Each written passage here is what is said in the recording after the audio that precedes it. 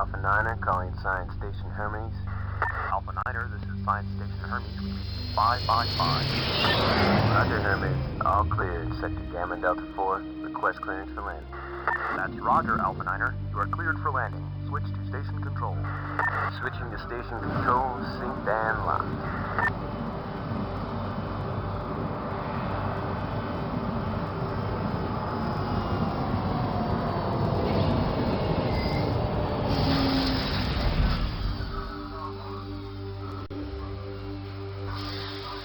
Alpha Niner, we advise Zulu Command when you're ready for debriefing. Roger, Control. Sir, reading an Interim battlecruiser in Sector 7. Alert status. Clear weapon interlocks. Alert Zulu Command to our situation.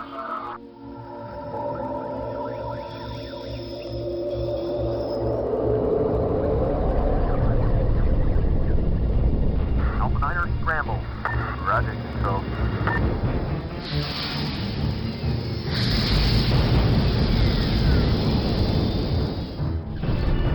Moving into attack position, beginning my run now.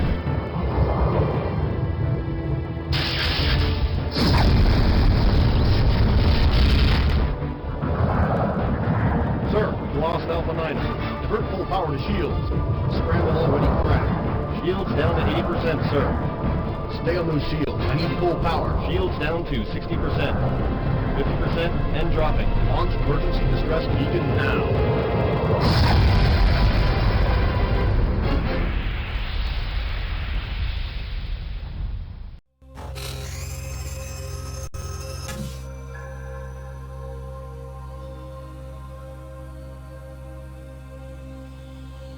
Let me unmute the mic first. Good evening. My name is Adam Arwood. They call me the Zotmeister. Happy day before Thanksgiving. Those of you here in the United States like myself. I won't be streaming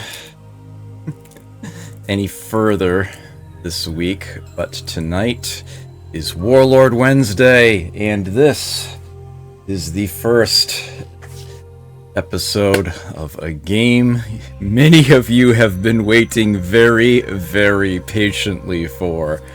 I was determined to finish the original first, and it took me 3 tries.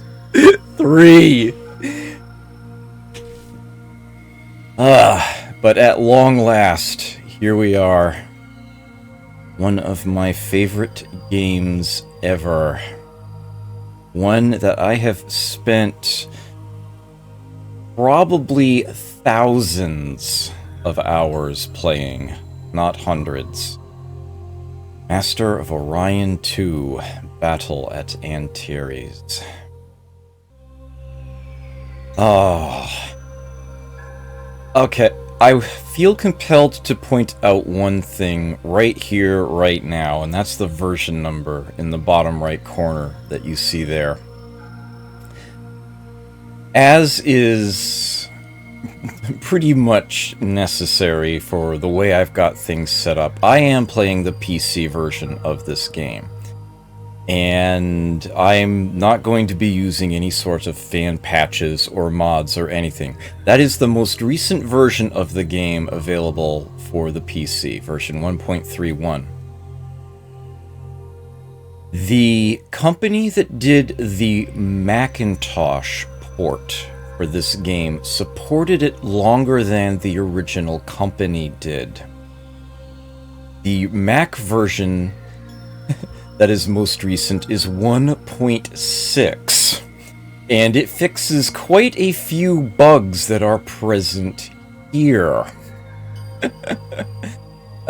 Whenever we do one of our many hot seat matches of this game, we have to employ certain house rules so that certain broken technologies, literally broken, they're coded incorrectly, don't become an issue.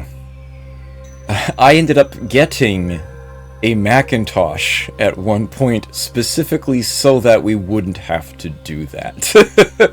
We could actually use everything in the game. I apologize for the slight black border, but it does serve two purposes. One, I don't have extra graphical power going to scaling things, and two, you get to see the game in its pixel-perfect glory. So hopefully you will accept that. Hopefully it will run smoother for it and look nicer. Such is the game. Okay, so... oh man, I have got far too many things I'm going to need to say about this game. But I will go through them one by one, step by step here. Okay. Oh, and Jesendar, good to see you here. Okay. I have scored much higher than this. I want to assure you of that. But I have, as I've mentioned before, lost a couple of hard drives. There's nothing like the hard drive double death. It's... if you've ever played Dark Souls and had that double death where you failed to pick your souls back up, yeah, it's like that, except it's your entire digital life for the last, like, 6 months or something. But, yeah, it actually turned out that the version of the game that I had on this computer before was not the most recent one that I had set up. I actually found a copy on one of my backups that had more scores in the Hall of Fame. I was like, oh, well, crap. I set that up wrong to begin with. But yeah, here we go. So, new game. And, alright, so I'm gonna walk you through these settings here. This is going to look a bit closer to Master of Magic than than Master of Orion, how we set it up. There are 5 difficulty settings again. Tutor, where the game actually gives you some helpful instructional messages as you go, as well as make the game nice and easy. Then we have easy, average, hard, and impossible. And as I mentioned before, I will be playing this on Impossible. I was struggling to finish the original on average. I will be playing this on Impossible. It should not be nearly as challenging for me. Galaxy size, small, medium, large, huge. Again, small. Just like I did with Master of Magic and Civilization Call to Power. Close quarters. Not a lot of land out there, and as many players as can fit. Galaxy Age is a strange setting. Organic Rich makes more of the planets habitable, but tend to be less productive. And in Mineral Rich, you tend to have a lot of hostile worlds that are tough to feed people on, but are otherwise strong producers. Strange little balance you can set there, but I will leave that on average. Players can be as few as 2 or as many as 8. That number does include myself. So, yeah, this is going to be pretty awesome.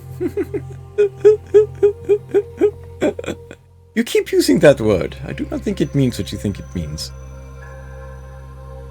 So, this setting, I was seriously thinking about playing pre-warp, and that would probably make things easier for me, but also a bit more tedious. I kind of don't want to. In order to test the streaming setup for this game and all that, I actually did start a new campaign on pre-warp, and it is going extremely well. But I think I would probably prefer to play this on average. There is also advanced, but that has some issues. I may as well tell you this right now. Average is essentially akin to what you would have been used to starting the game with The original Master of Orion. You have a colony ship, 2 scouts, homeworld, and a few basic technologies. Everything you need in order to get space flight between star systems possible. If you start a pre-warp, some of those basic technologies aren't given to you. You actually have to research them, and you don't automatically get any ships at all. You have to build them. This tends to be advantageous if you are playing with a heavy research-based race. I'm actually using that term correctly this time. If you have a pretty strong production, figure you can get your ships out faster than they can even get their scouts. Probably for an early blitz, that could be a thing. I'm going to simply leave this on average. The advanced option is great for a multiplayer game to get things off on a good start. Players will start with 2 or 3 colonies and some extra ships, and some technologies will be researched for them in advance. However, there's a bit of a caveat to that. In this game, you will find that when it comes to the technologies,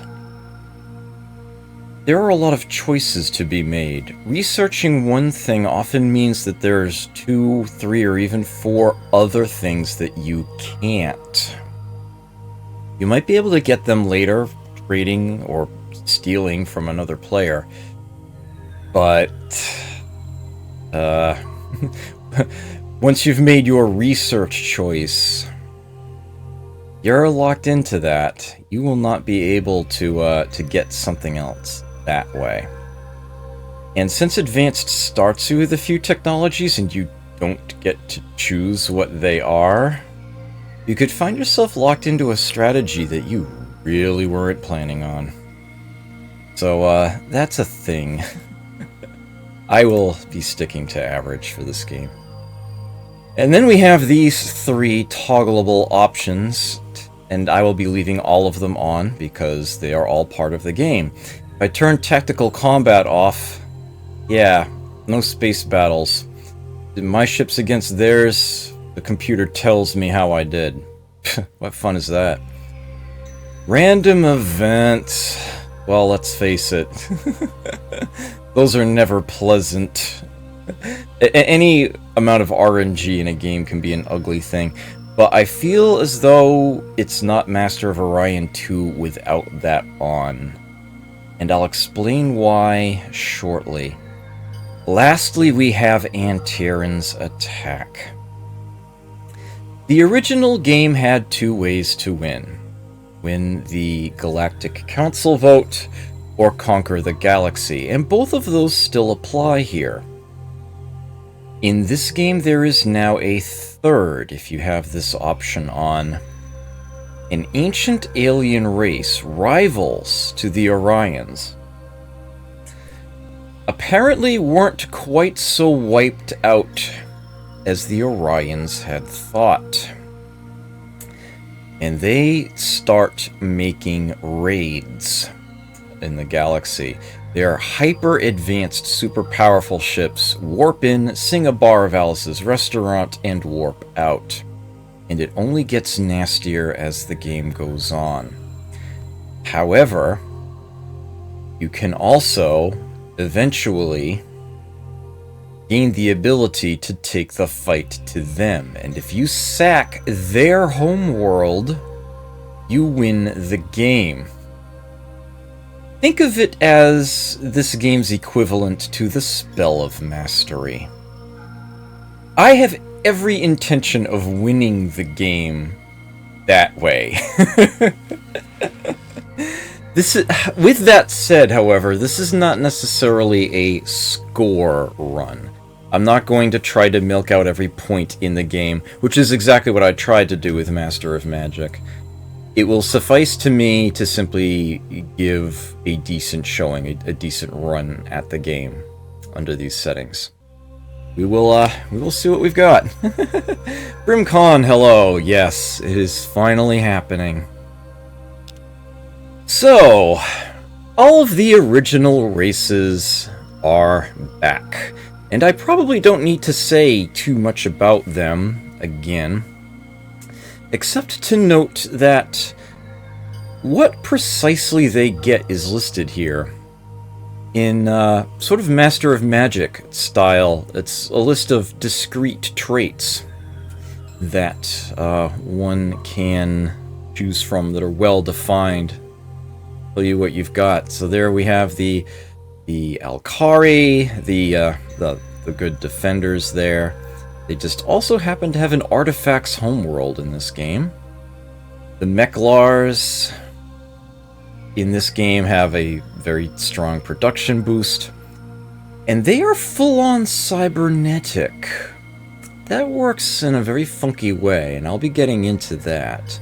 You've got the Mershan, still the advanced pilots. They have a very strong ship offense.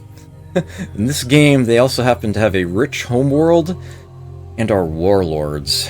Sounds about right. The Cylons that I played last time mysteriously have lost half their arms since the first game. I have no idea why. They are again the research race, scientific bonus, and creative, again, more options for choosing techs. They have an interesting drawback here. Low gravity. They are frailer than the other races. I'll get into that again in a moment here. The Sakra, the breeders, they're still here. Massive population growth and a food production boost. And they are subterranean in this game, allowing them to have extra population on each planet.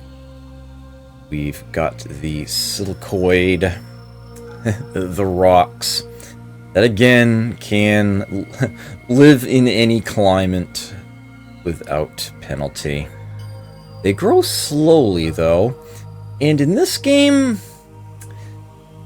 they have a diplomatic penalty with all the other races in the game, which is a very, very strong drawback.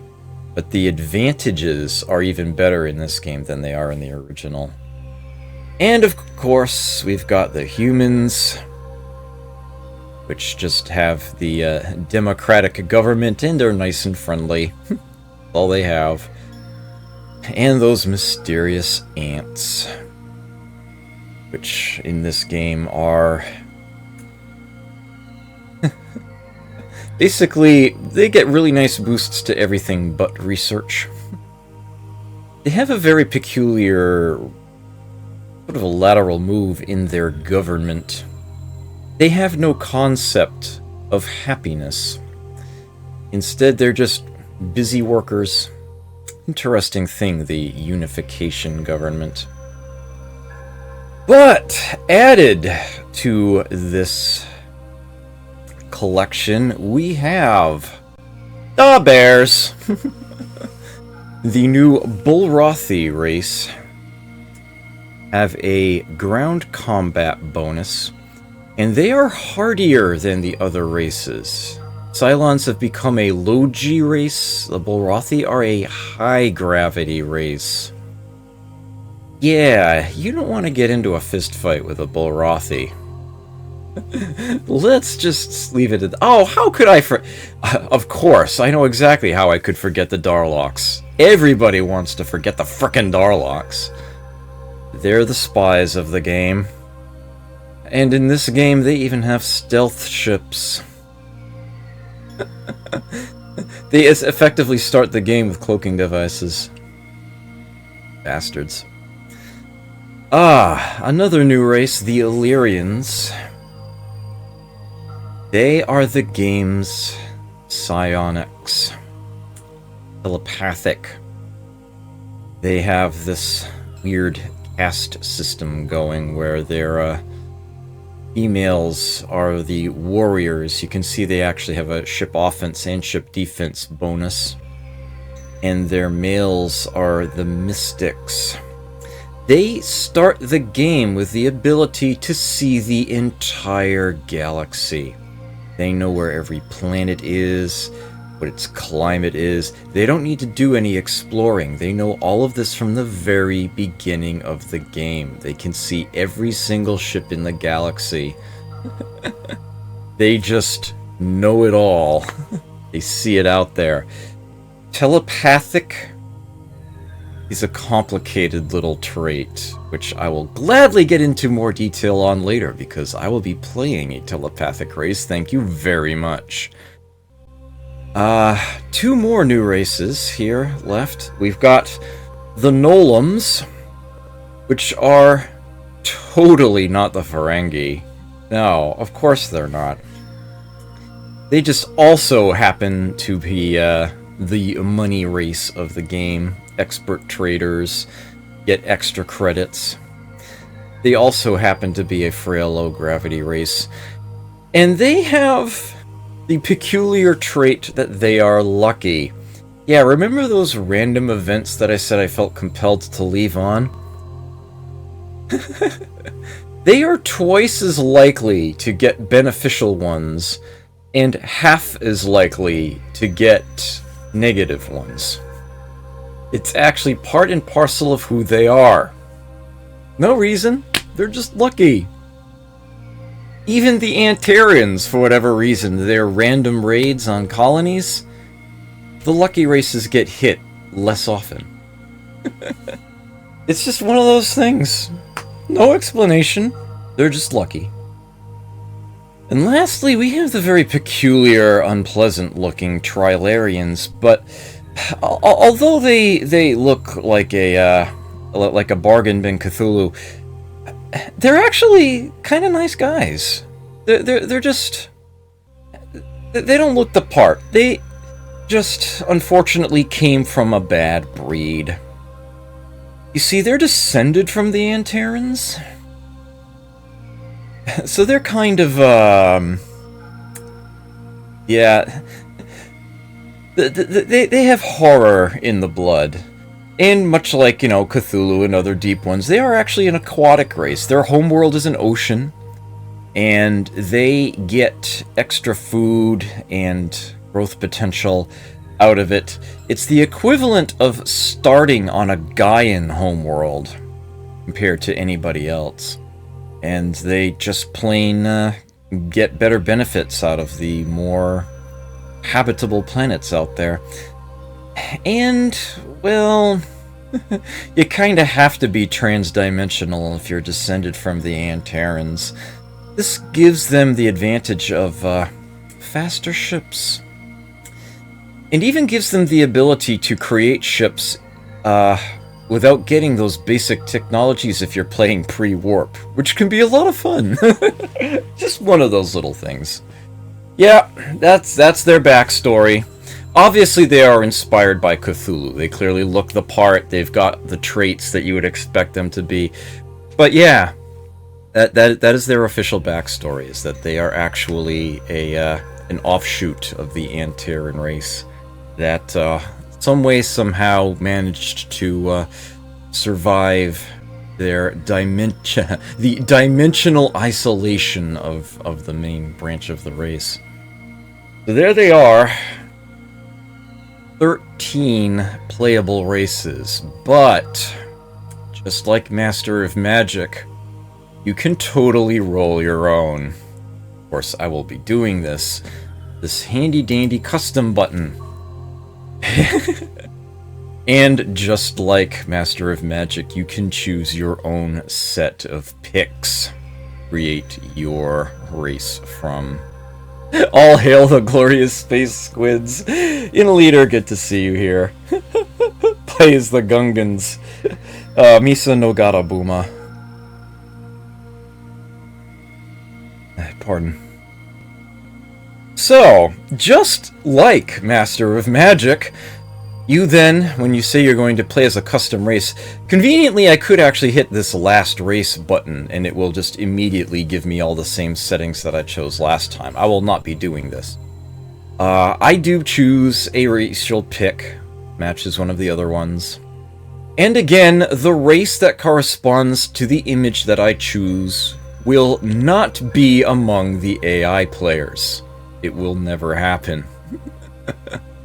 Which means that if I choose a telepathic race and take the Illyrian image, there won't be any other telepathic races out there. This will be useful. There are certain cheesy things that I could do, and I've already mentioned a few that I won't be doing. I will totally be abusing this. This is my favorite strategy, so yeah, I'm going to be doing it. I am going to be playing this game on impossible difficulty. It's not guaranteed that I'm going to win. I do have very, very good odds. Very good odds. And I want those odds to be as good as possible without making the setup of the game completely cheesy. To be completely fair about this, I am picking the Illyrian image not because of that particular advantage, but because it's my favorite choice. Favorite image. Okay. So here we have the vast racial picks screen. I have probably spent more time staring at this screen, trying to decide what race combination I would like to try to play, than I have playing the rest of the game. There's just that much to this. I am not going to go over every little bit of detail here, because you would probably want to see the game actually played tonight. But I will give you a quick rundown of how this works. You get a total of 10 points worth of picks. Every pick you don't spend, you get a 10% score bonus. You could try to play with a completely vanilla race and get double the score. There are negative picks that you can choose, which will essentially allow you to pick more positive ones, or even give yourself a greater multiplier as high as triple score if you are really that insane to attempt that.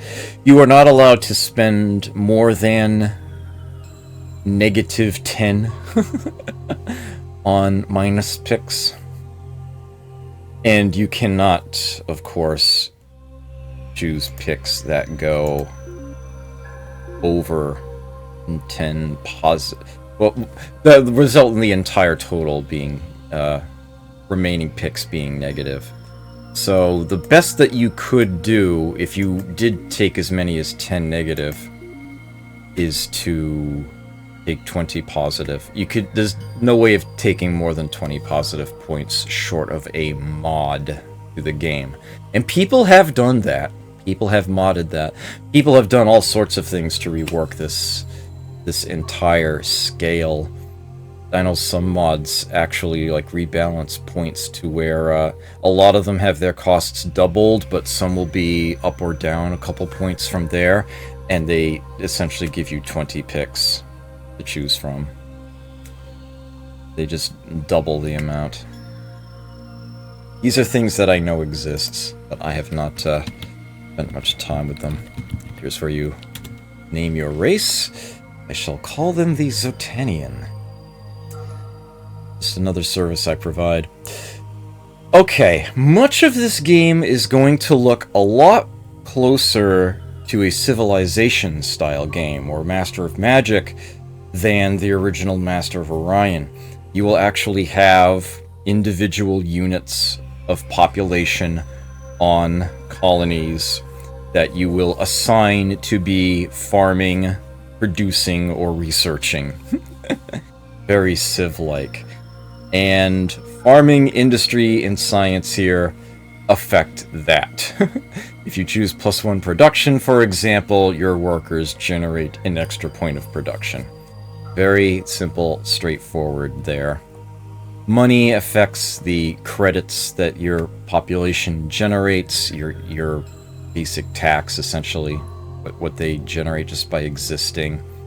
Population growth rate, ship defense and attack, how accurate your weapons are, can be affected here. Ground combat, bonus or penalty. Ground combat works very differently in this game. Very differently. You don't simply genocide one population against another. You actually have troops. You build a barracks to train them. You build troop transports to send them over to other colonies. You land them. Your troopers fight their troopers. And if you take them all out, you actually take over a colony with its native population.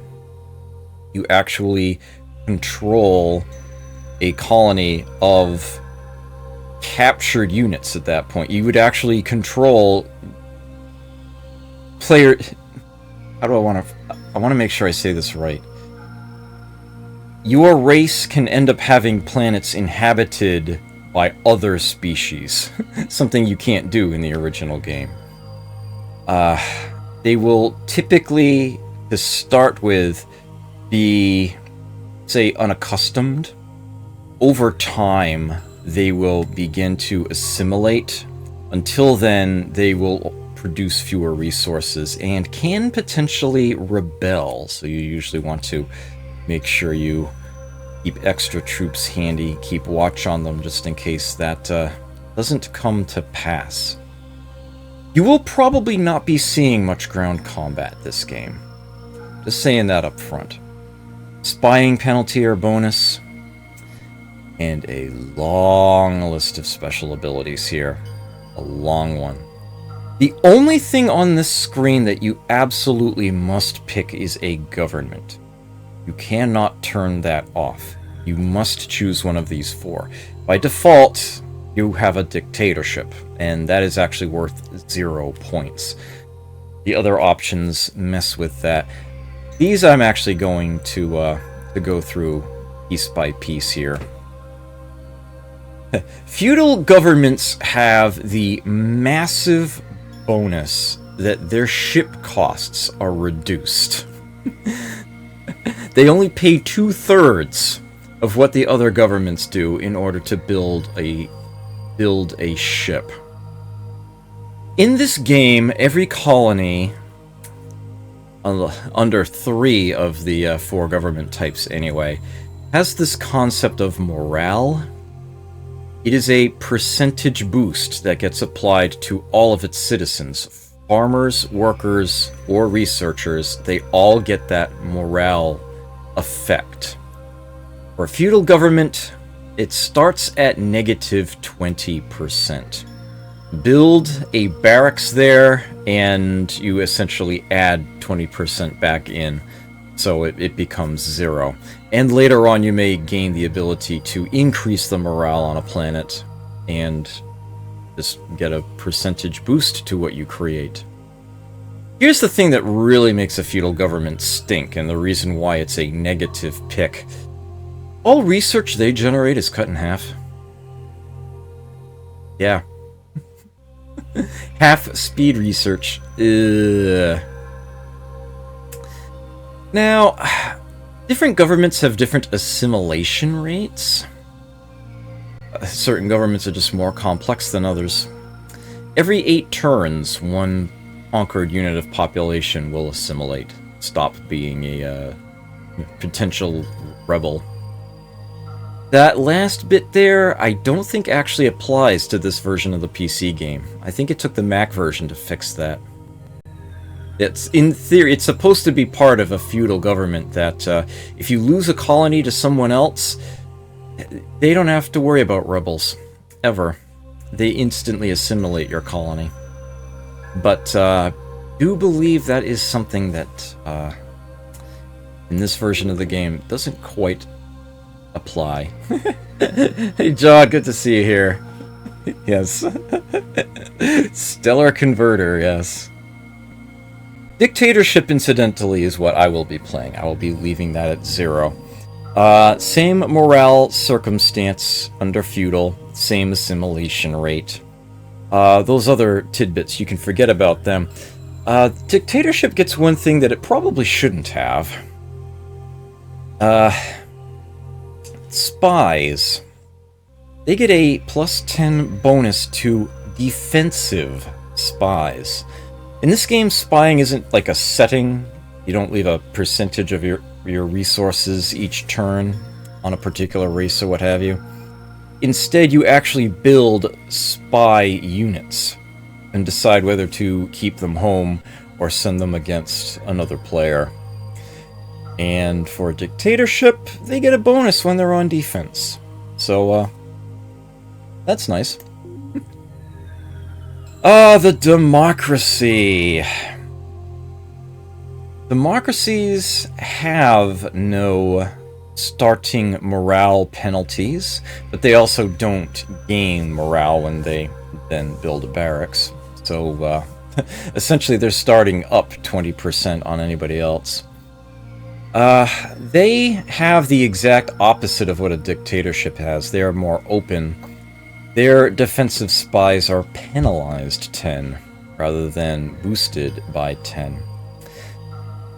But they assimilate captured population at double speed, one every 4 turns, and they get a 50% boost to all research and all money they generate from taxes from their population. Pretty strong. There's a reason it costs 7. They also do have this odd little drawback that if they do capture a population, unlike most other governments, other governments can just be like, yeah, we're going to commit genocide on these people. We don't want them anyway. We're going to clear out their population so that we can put our own on this planet. Yeah, democracies can't do that. Lastly, we have unification, the ones that the Clacons start with. Defensive spies get a +15 bonus here due to the complete lack of traitors. I'm just going to read this. Only a few races are genetically capable of forming a unified government. The population exists harmoniously without jealousy, envy, or concern for individual advancement. Each individual works for the improvement of the whole instead of the desires of the individual. The unified government is the social equivalent of a colony of bees.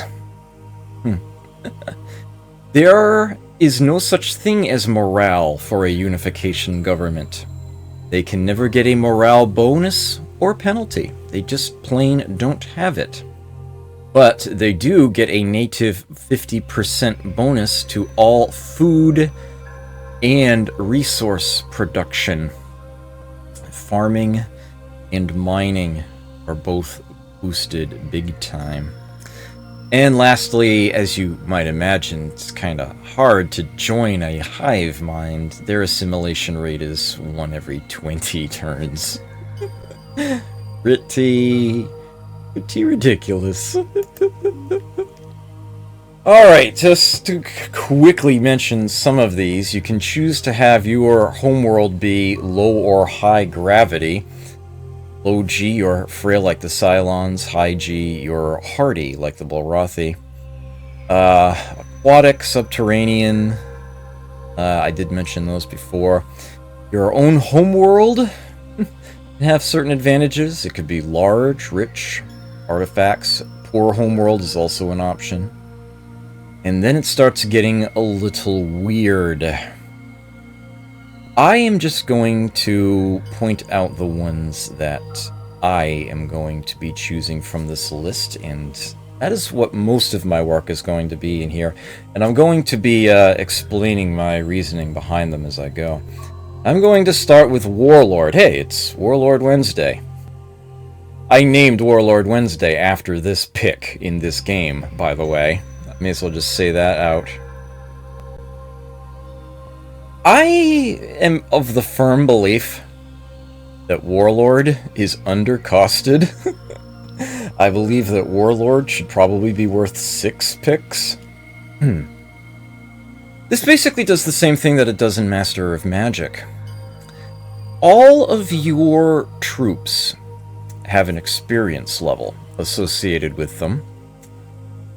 If you are a warlord race, all of your troops essentially get +1 level. They all act as if they are 1 level of experience higher than their current XP total would otherwise imply. And if they hit the experience cap, they become ultra elites as opposed to elites. A level you cannot attain any other way. As you level up, you get bonuses to ship attack, defense, and also ground combat. As ship-to-ship combat is a thing in this game, boarding actions are totally a thing. They are very significant. Very significant. Warlords manage to basically double the effectiveness of barracks. They reach double the usual maximum of troops, and they get there in the same amount of time that others do. They essentially produce troops at double the rate. And here's the real reason I take Warlord. That last sentence. In the original game, you pay ship maintenance. As you have your fleet out, you the more ships you have, the more resources. In that game, there is just the one resource, the BC, the billions of credits. You have to pay. In this game, you basically have an allotment based on how much infrastructure you have in order to be able to support your military. This is represented by your command point total. You start with a base amount. Things such as star bases and whatnot and certain technologies allow you to have more. Every ship you have in the sky requires a certain amount of command points in order to exist and operate. You can have... The larger a ship is, the more command points it requires. You can have ships up to your command point total without any maintenance whatsoever. You don't need to pay a thing. Every command point you would need for your fleet beyond 1 costs you a sizable chunk of credits. You can run yourself out of money very quickly. A warlord race gets 2 free command points for every single colony they possess. This is almost necessary for having a sizable fleet. That's totally a thing. So I will be taking Warlord. Now, I know I'm going to be taking some flack for this.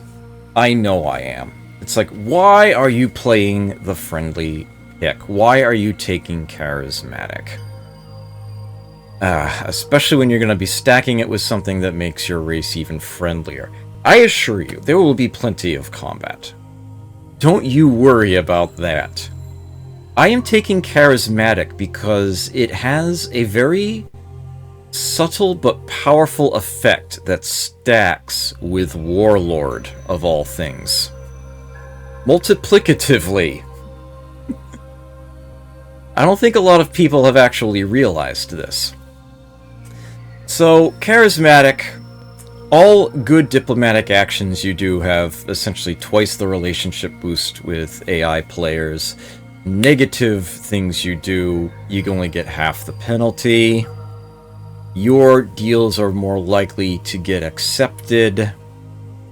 Conquered colonists assimilate at double the rate. That's actually really nice. Won't be for me, but it can be. Here's what I really like about the charismatic race. In much the same way that Master of Magic has mercenaries for hire, or heroes that you can summon and lead into battle, in this game there are also leaders of 2 different types. There are ship captains and colony administrators.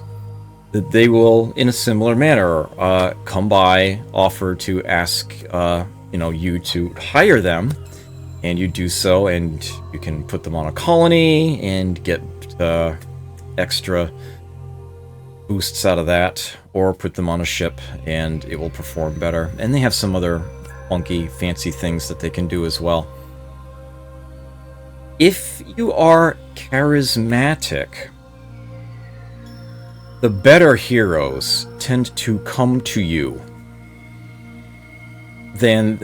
more likely than the other players in the game. They are cheaper to hire as well. They will not ask as much of you. You get the better ones, you get them cheaper, you get them more often. Warlord adds one to their levels. The leaders are really, really good in this game. Some of them are absolutely incredible. Some of them will gift you free technologies when you hire them. They tend to be pretty good ones for when you actually get a leader. Oh man, there's so many things running through my head right now. Yes. They level up over time, just like the heroes in Master of Magic, and if you are charismatic, they are one level higher than they otherwise would be. Again, they can reach the Lord level that you can't get to any other way. You need to be a warlord. Totally worth it. Totally worth the 3 picks. Warlord should cost more anyway. Taking charismatic with it, totally doing it. Yeah, felt compelled to explain my reasoning there. It is a strong one. Okay, I am now going to pick something that makes a lot of people go, ugh, what? You're playing with that? Are you kidding me? I can play this game with almost any race set. I miss this one every time I don't pick it. Cybernetic. Cybernetic drives people nuts sometimes. But I absolutely love it. I love cybernetic. Wait, what? Yeah, so that was the reaction I'm expecting there. Love cybernetic so much. And the strategy that I wish to employ in this game, that's almost going to be a necessary thing to have. Almost essential.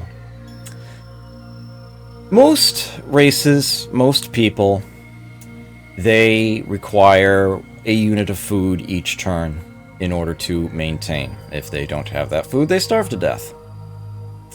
There are 2 exceptions to this, of course. There's the lithivore race, the rocks people, the silicoids.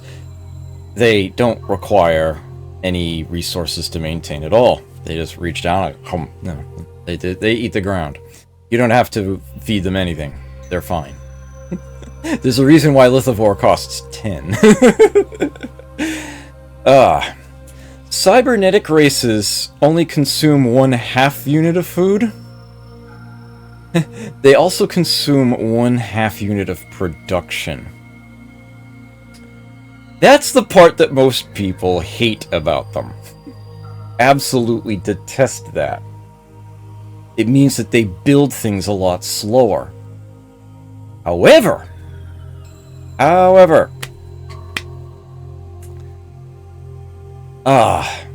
the fact that they only require half the normal amount of food, in particular, means that certain technologies makes colonization so much easier.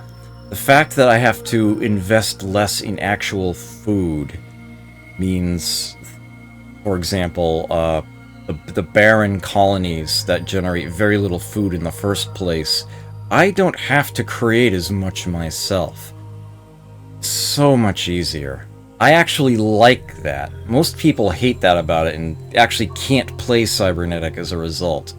I thrive on that. I love that. But that's not even the main reason for taking cybernetic.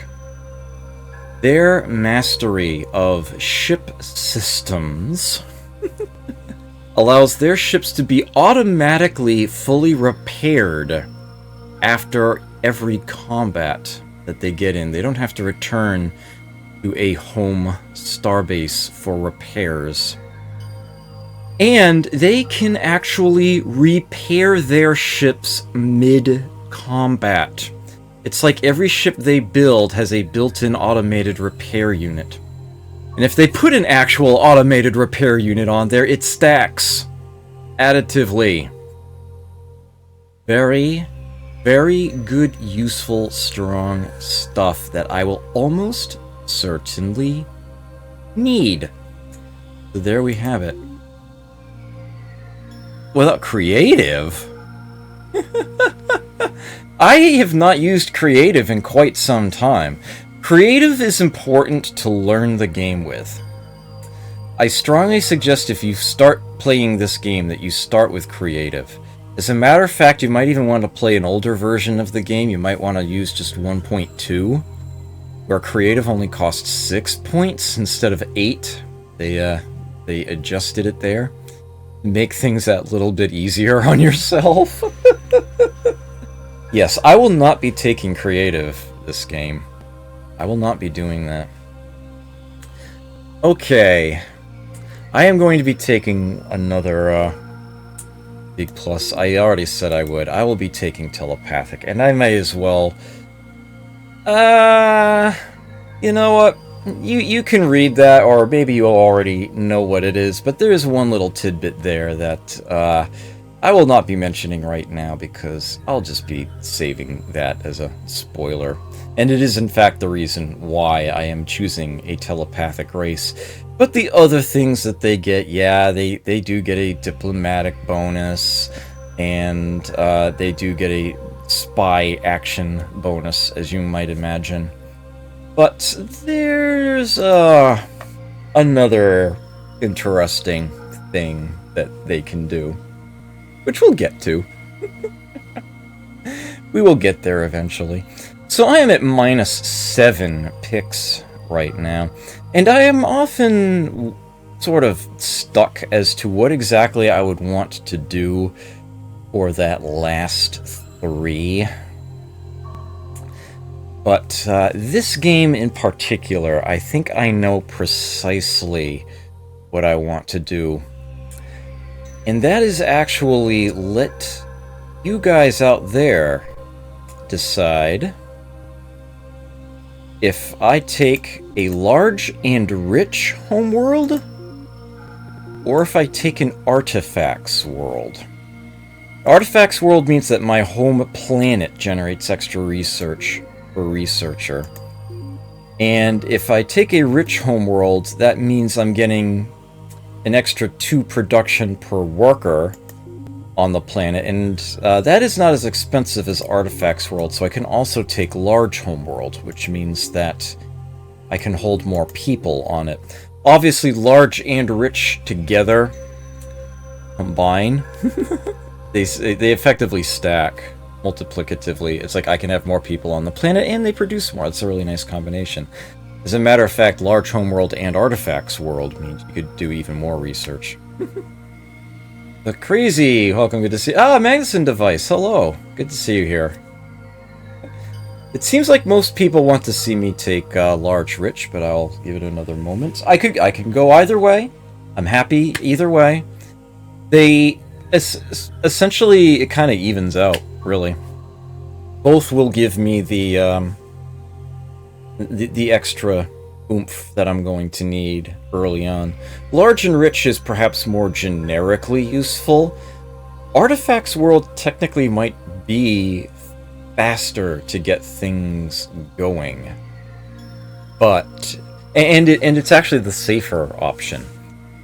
But it is also in the long run, not quite as useful. So it is a thing. Take a lucky instead.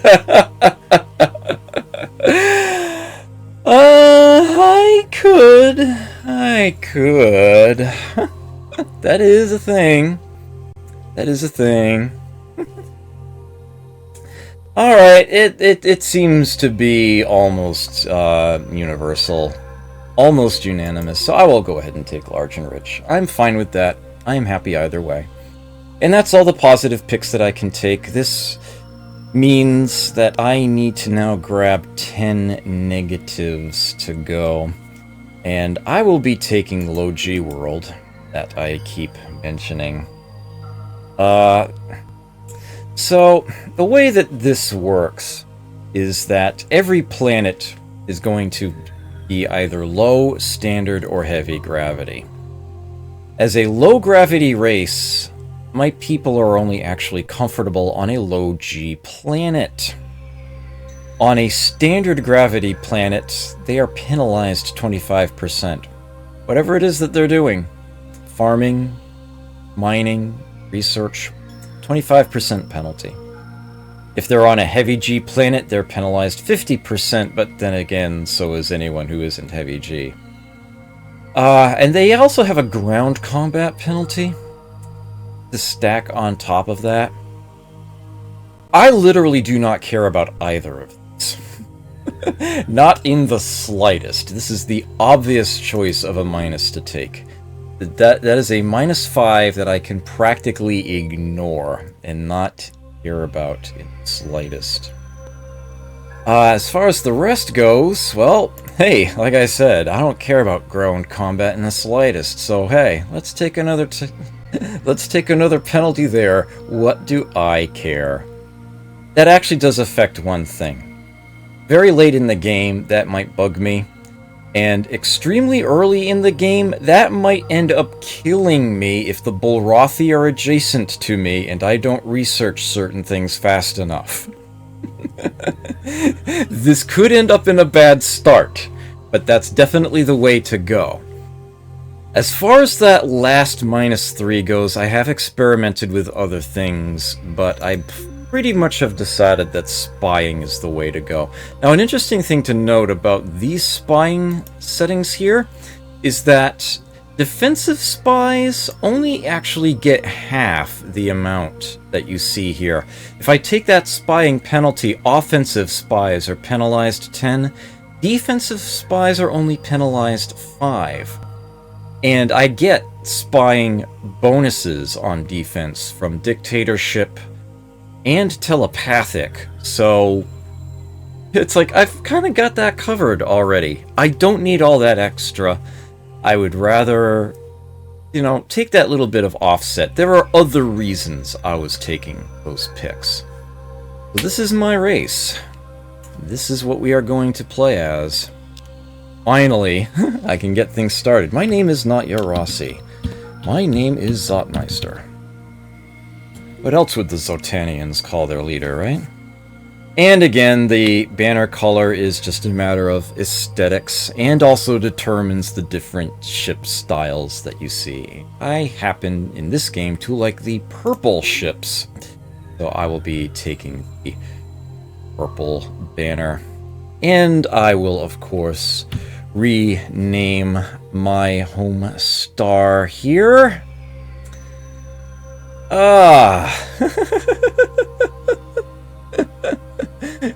The chat bidding wars were really fun.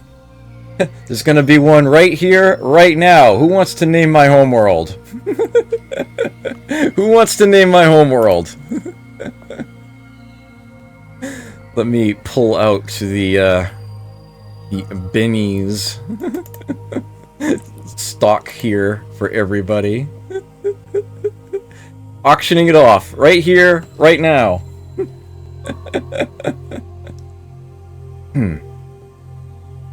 I shall open the bidding at a mere 100 bennies.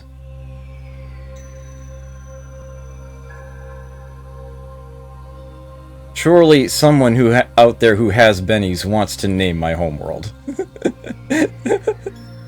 1 benny. No. 100. 100. Jezendar is bidding 100. Okay, I have 100.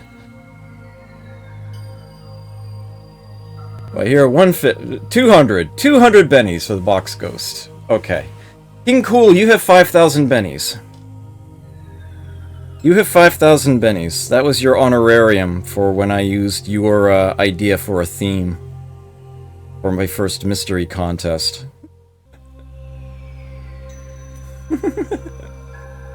345. Yes, I'm afraid you do not have bennies in Leader. I shall have to, I must increase my opportunities for earning bennies.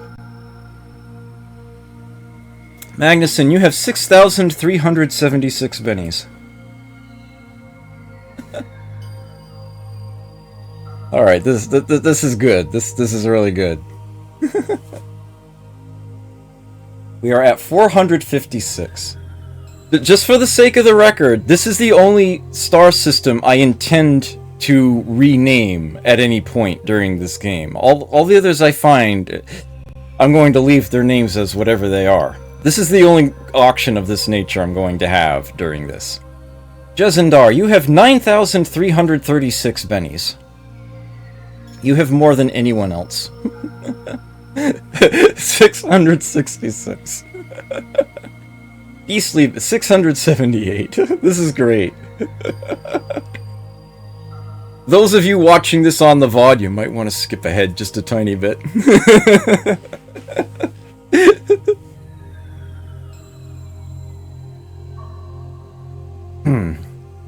Portier, you have 700 bennies. You are all, yeah. That's very close to your limit there. Box Ghost is at 678. 700.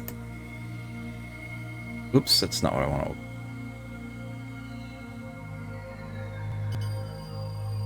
For those of you who have no idea what these bennies are, they are essentially my channel currency, but I don't hand it out just by hanging out here, just lurking in chat, playing games with a bot.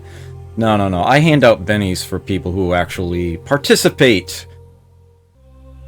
Things like mystery contests, random trivia that come up, I hand out bennies. Box Ghost is up to 789. Baylor Lord 1, hello. Yes, I am auctioning off the name of my home star for a campaign of Master of Orion II. I am about to start. The actual conquest of the galaxy will begin soon. It seems that most people are saying they are out. So, let me give it 30 seconds to, make up for the stream delay. Shall have a piece of Pop-Tart.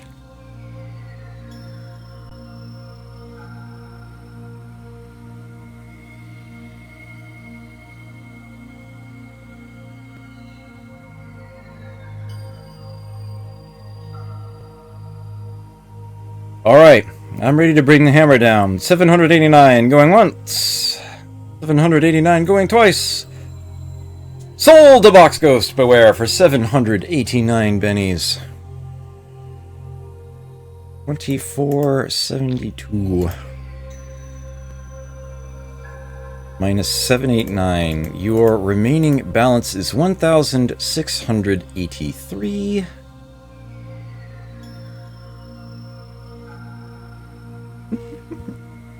You did such a great job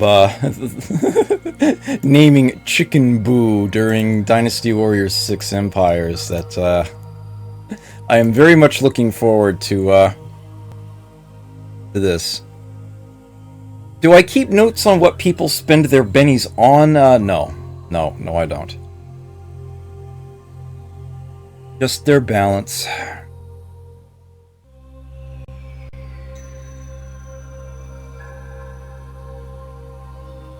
What am I typing in, Box Ghost? I'd love to know. Yeah, no pressure.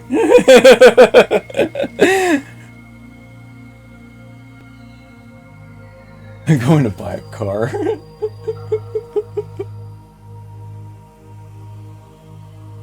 Home? Under the fourth cloud of Dolderon. What the? What the? What just happened?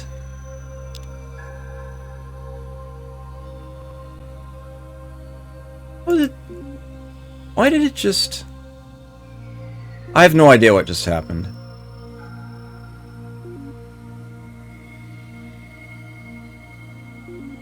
Do I not have the option to give it a different name now?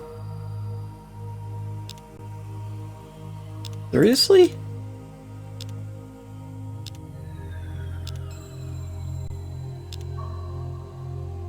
Well then, I am just going to have to start the game over, aren't I? No biggie. Because there's a last race button.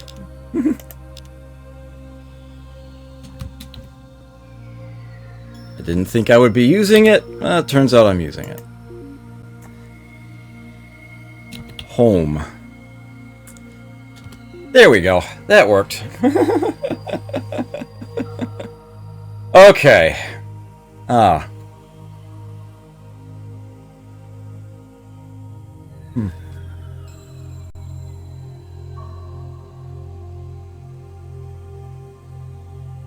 My apologies for that. I was starving. There is indeed no place like home. Well, there's no there's no nebula in the galaxy this time, but that's probably just as well. They're kind of irritating anyway. So here we are. Home. Star system home. We start on a rich, low-G world. It happens to be large.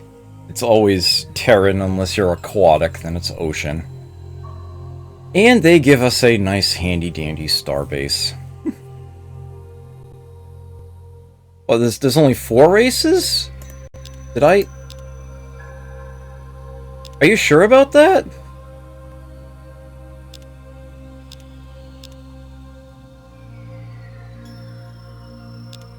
It should have been in the same settings that I left it at.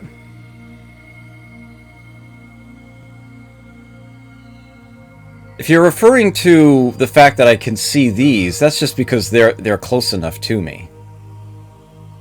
That they're within my... There just happens to be 3 races whose homeworlds are within range of mine. Nothing should have changed during the game's setup. It should have been right where I'd left it.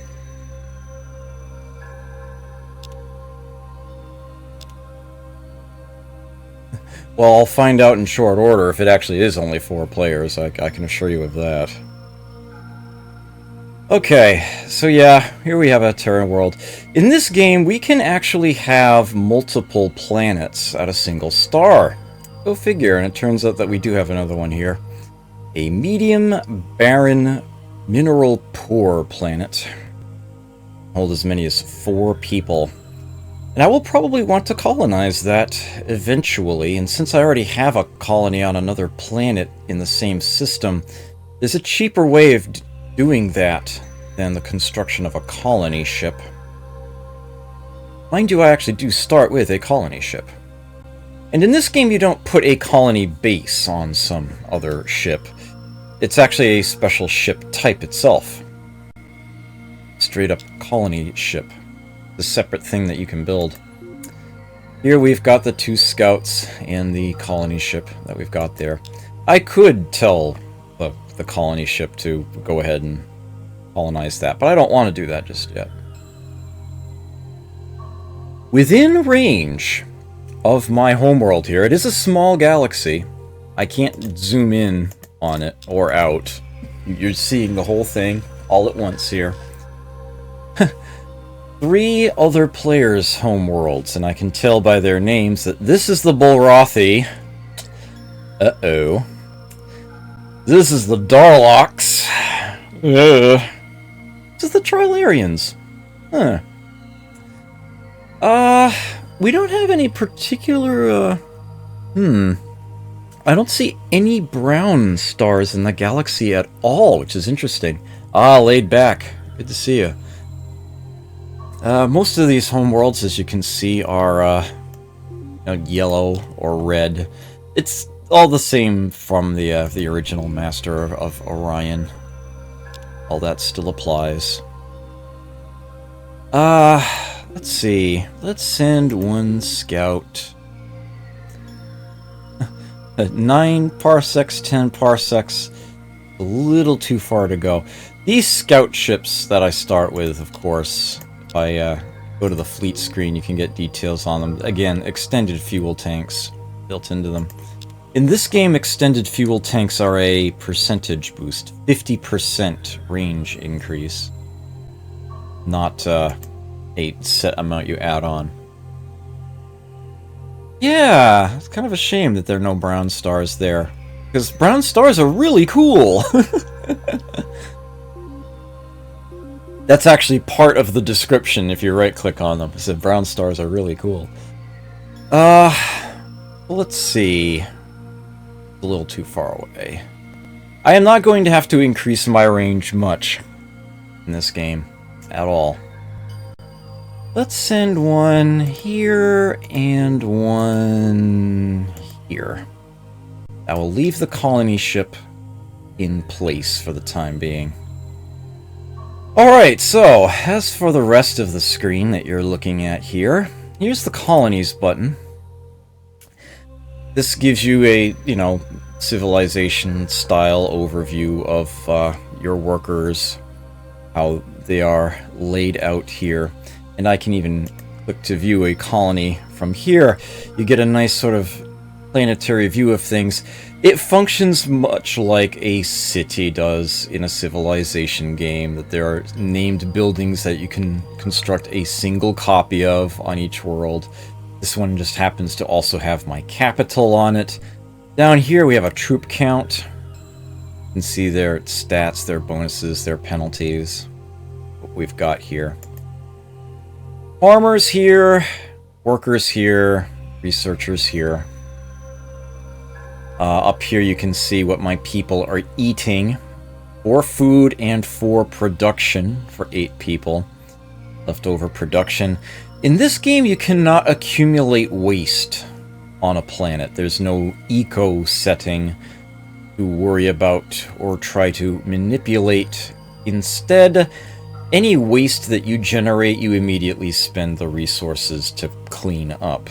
Essentially, the more that you're generating on any one planet, the less and less production you're going to get out of each worker. That's what this means. That is one production that I am not getting because it's being used to clean up waste. If I have certain ecological technologies, that barrel might not be there. More production instead. And down here we have the research points we're generating. This bigger microscope icon represents 10, total of 12. And I can actually click on this to get a rundown of how exactly it arrived at the numbers that you see. Total industry produced 9, but 4 is on this row. I only get 5 to produce with. 12 research points. Things can get pretty complex later on. Here's the money being generated. I'm getting 1 BC per person. And right now, by default, if you're not building anything else, you're building trade goods. The trade goods and housing settings from Master of Magic are back. We do much the same thing here. Let's see. Yep, here's my population count. I do actually get to see partial growth. Again, just like Master of Magic. It's how much it's going up or down per turn. It's to the left of the comma every 1 million, every 1,000k is when I get another person physically here. This icon right here is just a governmental logo, essentially. This is the morale bar up here. If I click that, you're going to see, yeah, minus 20 for being a... Just slipped my mind. Dictatorship. And plus 20% for having a marine barracks in a dictatorship. There you go. One Jovum True! Good to see you here. It has been a while, yes. Okay. The reason why there's a gap here, by the way, yeah, it's that's the maintenance cost. Marine barracks costs me money per turn. I will set this to housing for the time being. Yes, this is the build queue for a colony. You can see what they're building right here. You can see how many turns left it has on its production. Other buildings will be available in the list over here. We also have these 5 generic options. We have the colony base, colony ship. You can see the colony ship is a lot more expensive to build than the colony base. This requires 500 production. This only 100. Oh, excuse me, 200. So, yeah, decidedly less. Freighter fleets are going to be very important later. I won't waste your time with that right now. I will mention these because I might not ever get around to these. The outpost ship is what you do if you need to extend your range further out, but don't actually want to make a colony to do so. Outpost ships essentially function like a colony in the sense that your fuel range is extended by them. But they have a population of 0. There's never anybody there. It's just some unarmed spot in space that somebody could destroy if they wanted to, if it wasn't defended, but it otherwise allows you to extend your fuel range.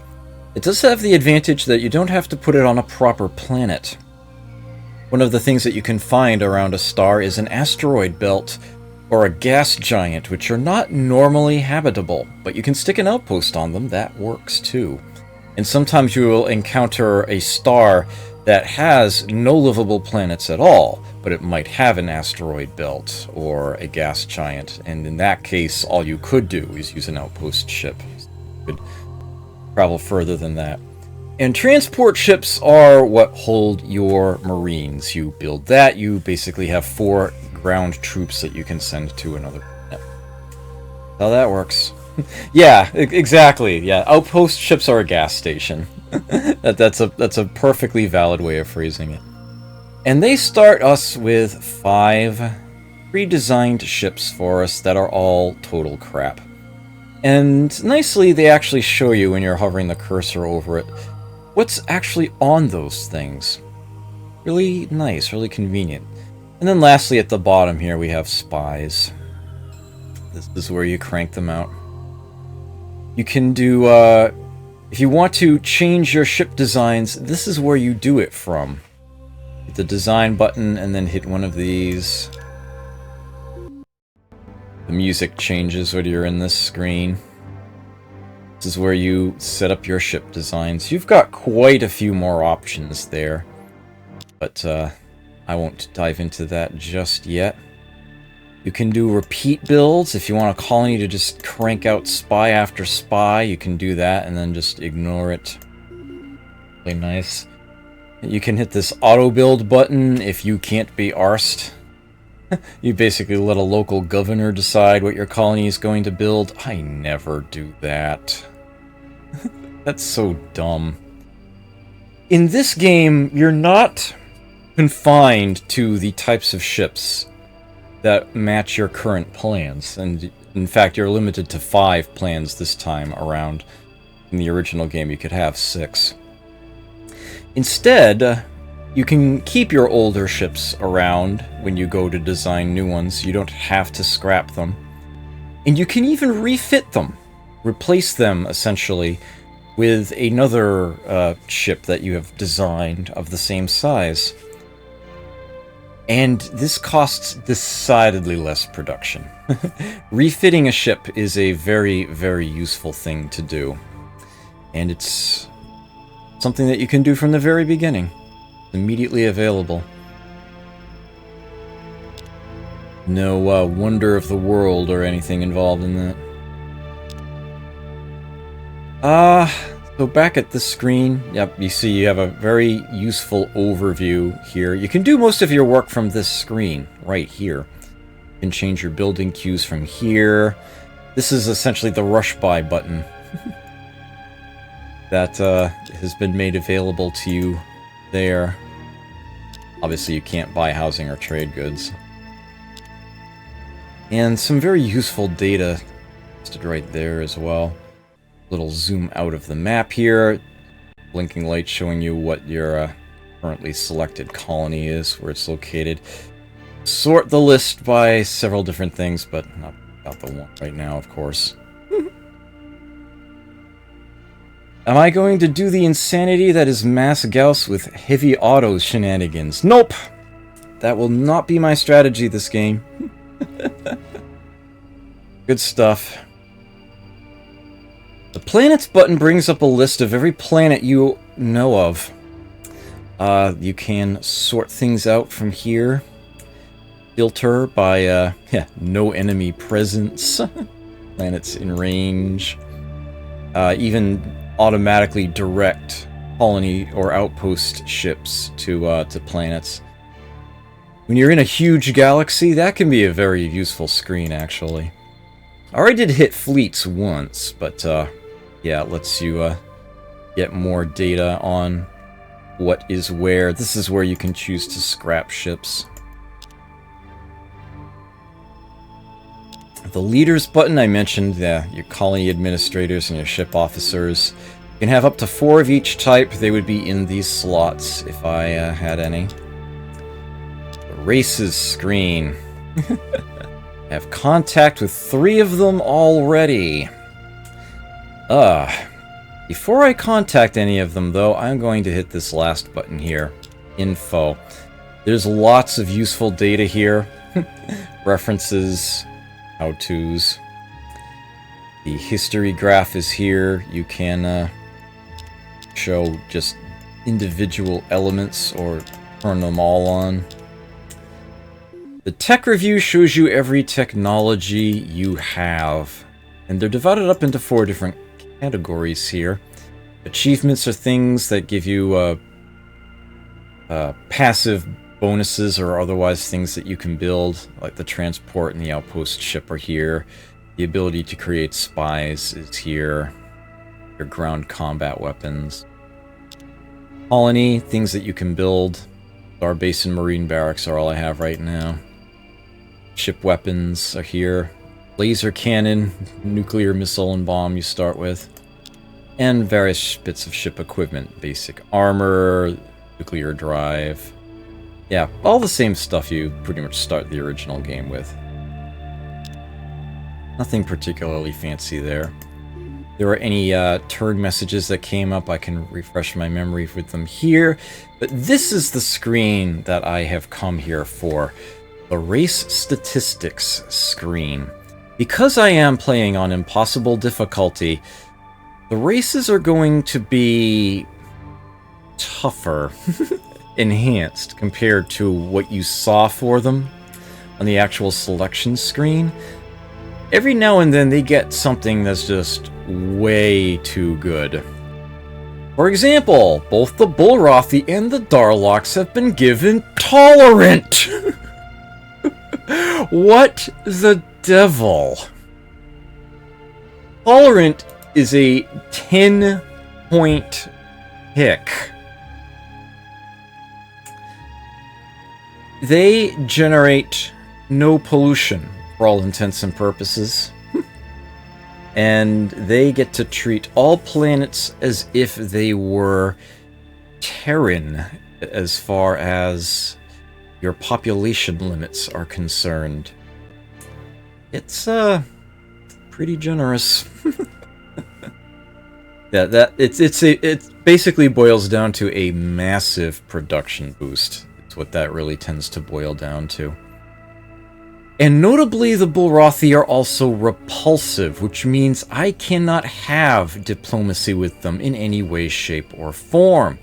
Only things that could possibly be done is declare war and ask for peace. That's it. No treaties, no agreements, no tech trading, none of that. They are repulsive. It's hopeless. The Trilarians have quite the laundry list there. They definitely got a lot more than they normally start with, and I can't help but notice that repulsive is on that list too. So, yeah, I'm going to be forced into war pretty quickly here.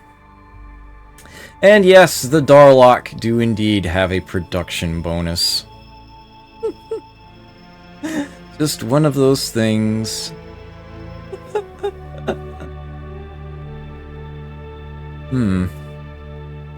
Yeah, on the plus side, though, the Trilarians and the Darlocks both got uncreative.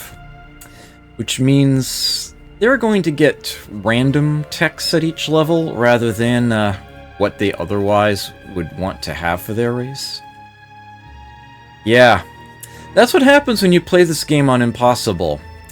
The races are based off of, rather than the 10 points that yours are, usually something closer to like 15 to 18.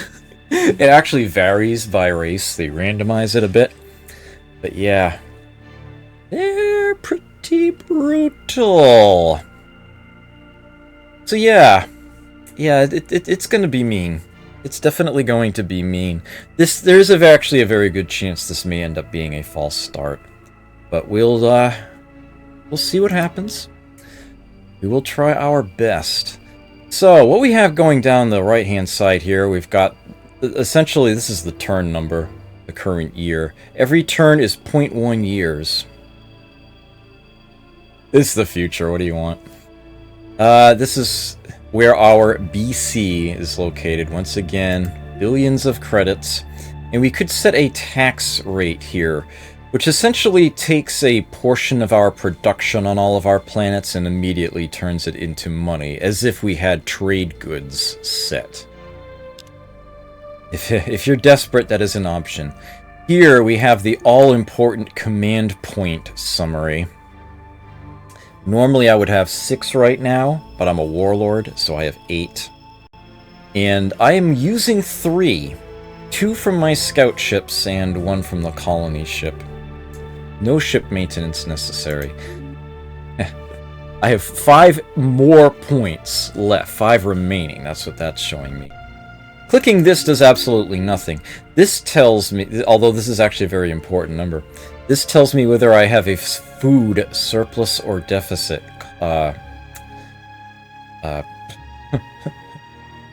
Empire-wide. If that number is negative, it will also be flashing red. And if I don't do something about that, somebody's starving somewhere, most likely. But even if that is in the plus, that might be... there might still be somebody starving. It's a question of whether the food can get to where it needs to. And that is where the freighter fleets come in, and that's this next one down here. I don't need to get into that until I have another colony, so I won't. Instead, I will come down here to the microscope that currently says none, but that's about to change. Here we have the tech trees. Again, it's divided up into different branches. There are 8 fields this time, instead of 6. And what we have here is a name for each level. The first tier of construction is Advanced Engineering, and I can even hit this button to show you the future. Then goes Advanced Construction, Capsule Construction, Astro Engineering, Robotics, Servo Mechanics, you get the idea. Under each of these technologies, you see 3 this one has 3. Anywhere between 1 and 4 applications of that technology. When you go to research a tech, you choose one of these applications. When you get that technology, you get that application. You do not get the others, and you cannot go back and research them at all. You have to make a decision. I research laboratory here under Optronics. I don't get Dauntless Guidance System or Optronic Computer. If I want either of those, I will just have to hope that one of the other players in the game has it, and that I get it from them. If nobody else has it, maybe there's certain technologies that leaders might have. You might be able to hire a leader that knows it and get it off of them. That's very few technologies that actually applies to. Chances are it's just not going to be in the game. Incidentally, those creative and uncreative picks, what uncreative does is you will only see one application under each tech. At the very beginning of the game, it is randomly determined for each tech level what application you will get when you research it. You lose the option to choose. It's chosen for you. At least you get to see the whole list in advance. So you can always, you click this and you will see the other technologies. You will know exactly what applications they're going to give you. If you are a creative race, you don't choose an application. You get all of them. This is stupid good. But yeah, I will not need to do this. I will not need to do this at all. Okay.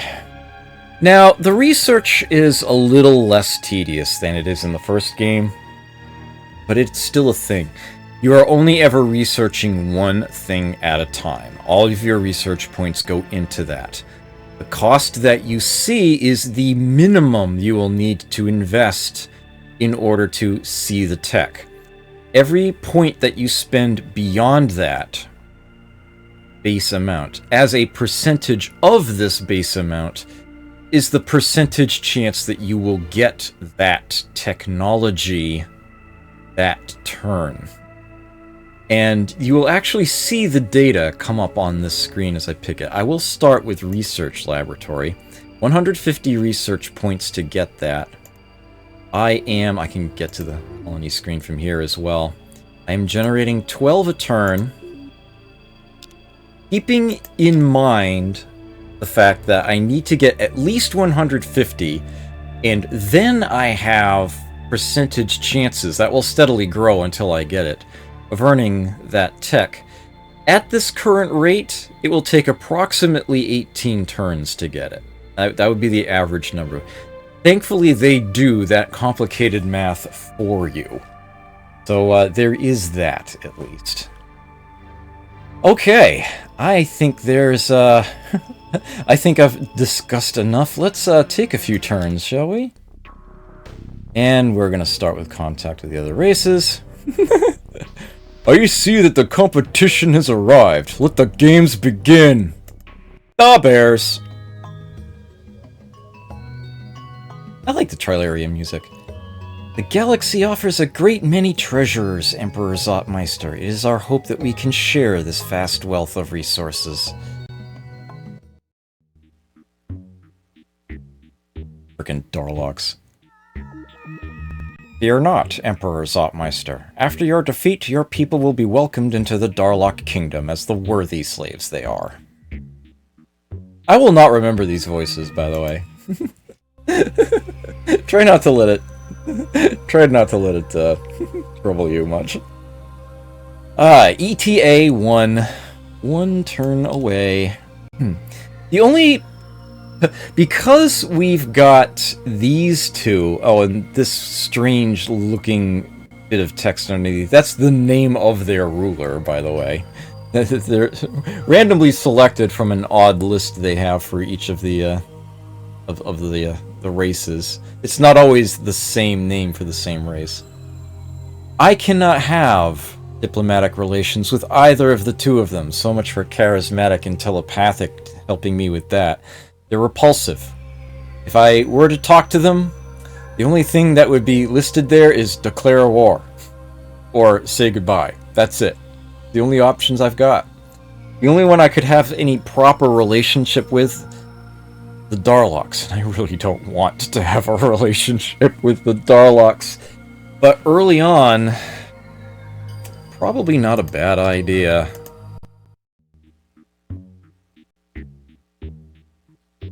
It honors me every time we meet, dear Zotmeister.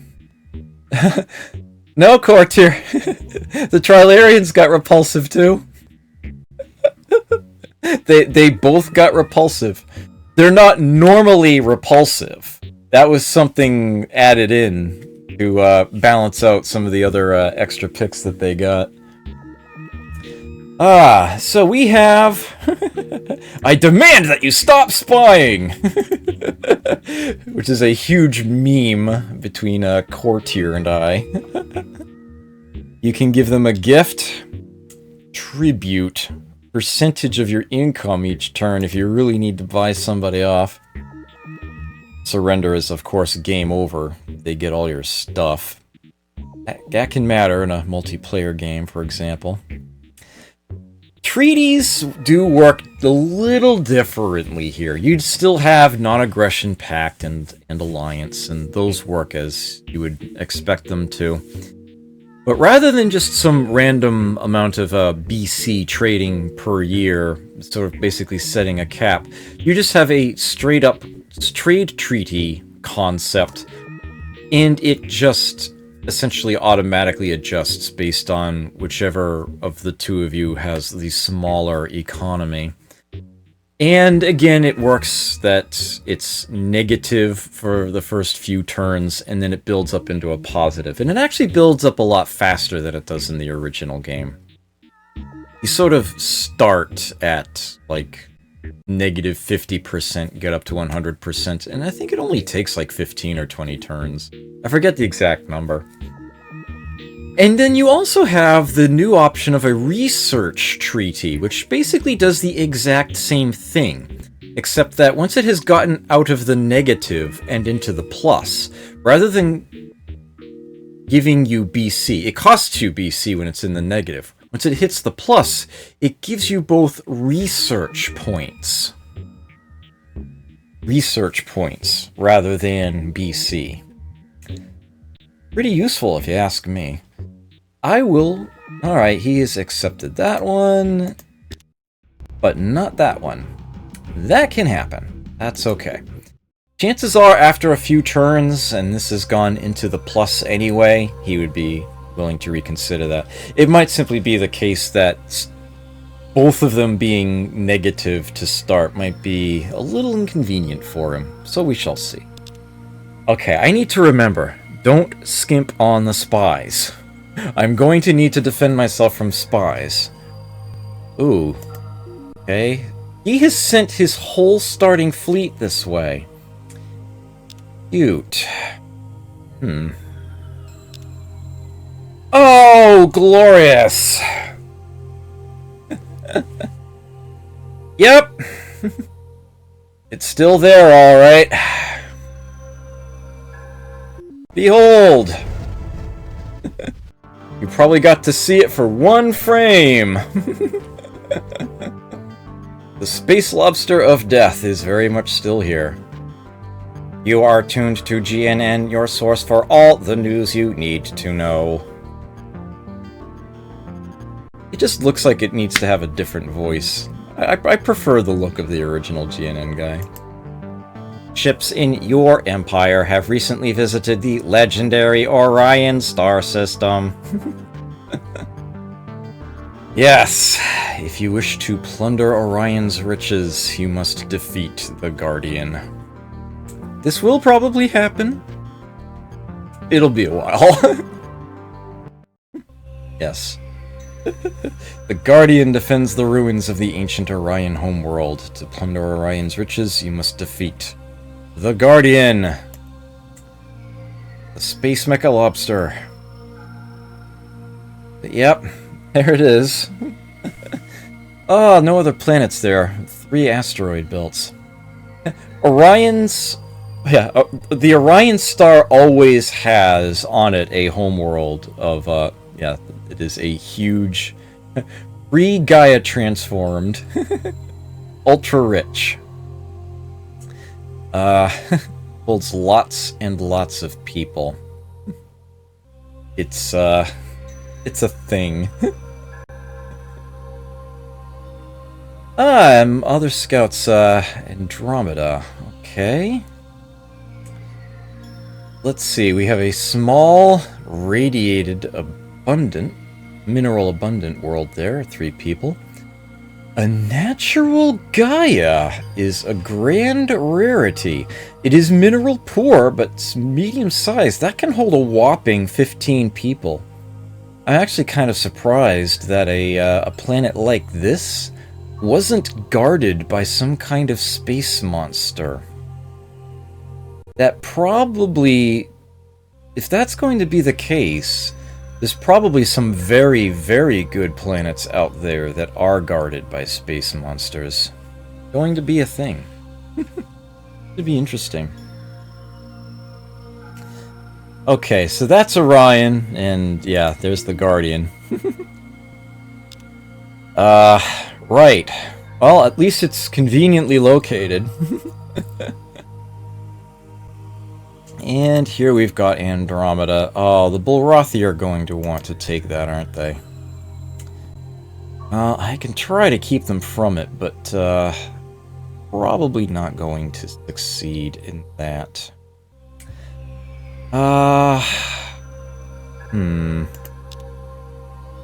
Rebuilding how? I need to get the research faster. I have the tendency to forget to do that at the beginning anyway. I will decline combat. 2 fleets can actually coexist, but if any one of them decides to fight, then they're going to fight.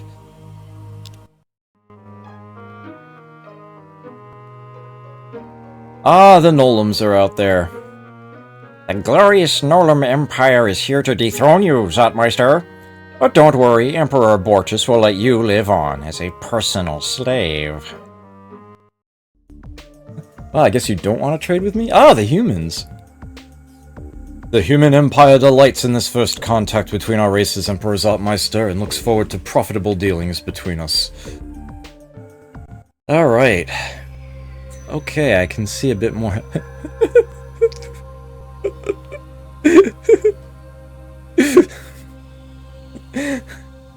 What was it that George Carlin said? He worships the sun, but he doesn't pray to the sun. He prays to Joe Pesci.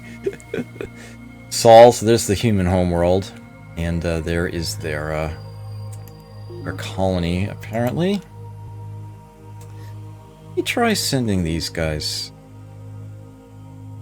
Maybe he'll give up and leave. I don't know. And here would be the Nolam homeworld, and they've taken another colony here. Yeah, I'm sure that was more than a little intentional, actually. He sort of looks like a cross between Patrick Stewart and Yul Brynner.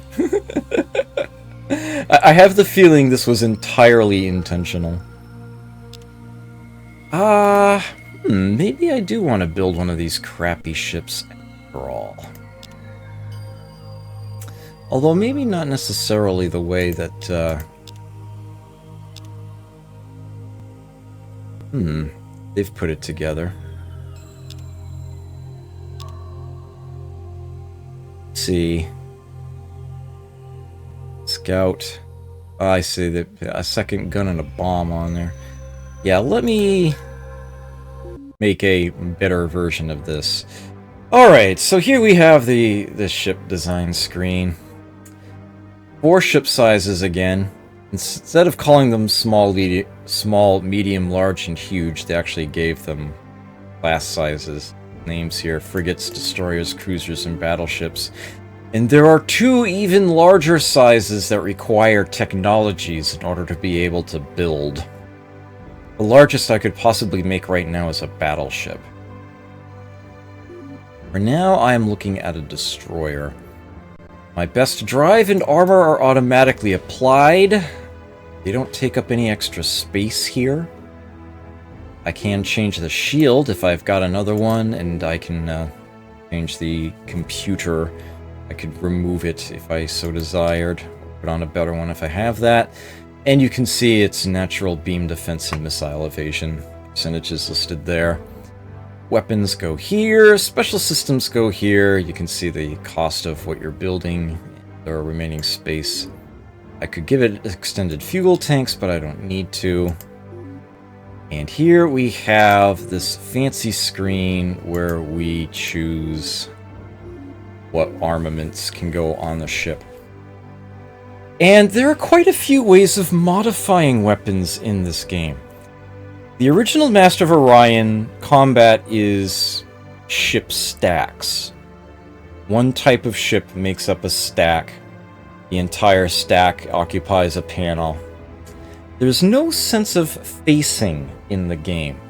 In this game, you actually control individual ships in space. You'll have a decidedly smaller number of them. You have the ability to move the ships, have them circle around and flank other ships. You can rotate them in place. Ships tend to be a lot faster traveling in lines, and actually pretty slow on rotation, generally speaking. But there is still room for tactical decisions and maneuvering. And as such, for most weapons, missiles just plain fire out. It's just a matter of how much ammo you're going to pack. Beam weapons in this game actually have firing arcs. Whether they can shoot only what's in front of them, extended out to include the sides but not directly behind. You can give your ship a tail gun or back extended. Full 360-degree rotations. Those are all options. You can see that their cost and space are just accordingly. There's a increase of 20% for extended arcs, and I believe it's 50% for 360 degree. And any modifications you can apply to a weapon also appear here. For this basic laser cannon, there are two options. We have heavy mount, which doubles a weapon's cost and the amount of space it takes up. But it deals 50% more damage and cuts the range between your ship and theirs in half for the purposes of actually getting your shot to hit, your accuracy. And also dissipation. These are energy weapons. They peter out the further away your target is. That dissipation gets cut in half for heavy mount weapons. The downside to heavy mount weapons, apart from their increased cost, is that they can't target the likes of missiles or fighters coming in at your ship. In this game, you can totally shoot your beam weapons at incoming missiles to destroy them before they hit you. Totally a useful thing. And as a matter of fact, the point defense option is pretty much specifically for that. Point defense weapons take up half the normal amount of space, they cost half the amount, they only deal half damage, and range and dissipation penalties are doubled. However, they do have a natural bonus to hit, 25%, and they are tied to a ship's automatic defenses. Right before a missile strikes the ship, if you have a point defense weapon that hasn't fired yet that turn, it will fire automatically at point blank in an attempt to destroy that incoming missile. It's called point defense for a reason, and it works pretty well. That's totally a thing. Right now, though, I'm just going to go with basic laser cannons, forward firing. I don't think I need anything else there. And I've got enough space on this ship to pack as many as 6 of them if I'm willing to spend all the resources to build that. And I suppose under the circumstances I am. There it is, the Falcata. Under my current rate of production would take far too long to build. But I'm just going to let that... I kind of can't, can I? There we go. I hate to slow down my early research, but I think I'm actually going to need to do that. It's very rare that I find myself building a ship like this, but I think I kind of need to this time. What have we got now? And here are the Clacons! I'm not even going to attempt to do a voice for the Clacons. Not even going to try. Okay, they are way back here. That's their home world. Also taking this colony. 1, 2, 3, 4, 5, 6, 7. There's still one more out there. Let me check the info screen again. Here we've got the Clacons. Ship defense and offense penalties were added to them, huh? The Nolums look like they gained a population growth bonus. And the humans ship defense and offense bonuses, yep. Not surprising. Surprising at all. Alright, let's see if we can improve this. Might be too early, but I'll try anyway. He did accept. Figured as much. Okay, how's the money doing? Alright, that's fine. Let's get, talking to the humans. Trade treaty, they agree. Research treaty, they agree. We ourselves were going to suggest such a treaty. You beat us to it, Thoughtmeister, but we accept. And of course the Nolans are going to want to trade with me. They get a bonus out of it. But I'm willing to trade with them anyway!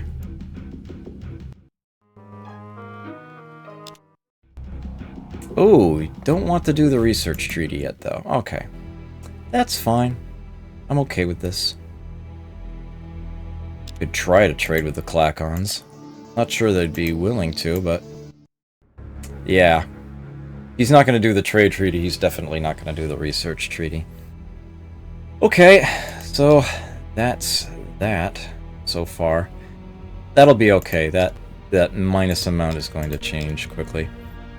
No, I don't want combat here. What? Oh! Darn. He colonized it. Right underneath me. Some way, somehow. I didn't think he could do that with my ship present. Well, I'm not colonizing that other one.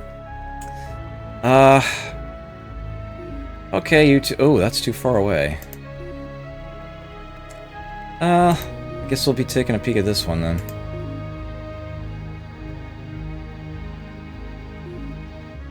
Darn, I might be using that colony ship, my home planet, the way this is looking. Do I even still need you? I suppose not.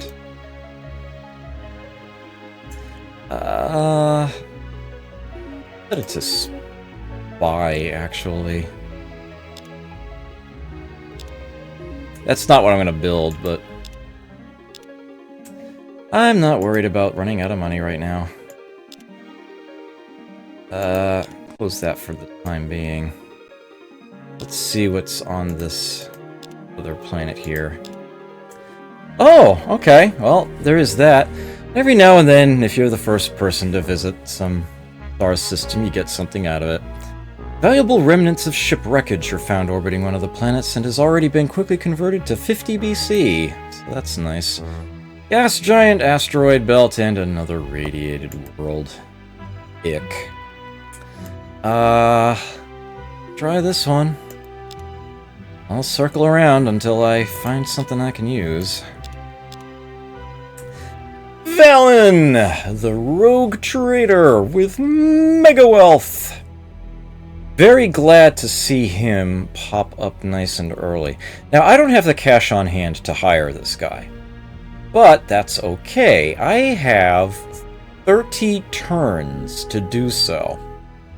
He will sit there. I can actually go into the leader's screen right now. You'll see that he's sitting there for hire 30. I could actually dismiss him right now, free up the spot. Someone else might come in, take his place. Valen might go out, practice, gain a level, and then ask me again if I want to hire him. That is actually something they do. They will come back faster than if I simply let that 30 days run out. But in this case, I don't want to dismiss him. I have every intention of actually hiring him. He is a colony administrator, so I would basically assign him to home, and then my home world would get the bonuses that he provides, which in this case, financial leader, I would get an extra 20% gold out of the colony. He also has two other things that boost money. Mega Wealth does the same thing it does in Master of Magic.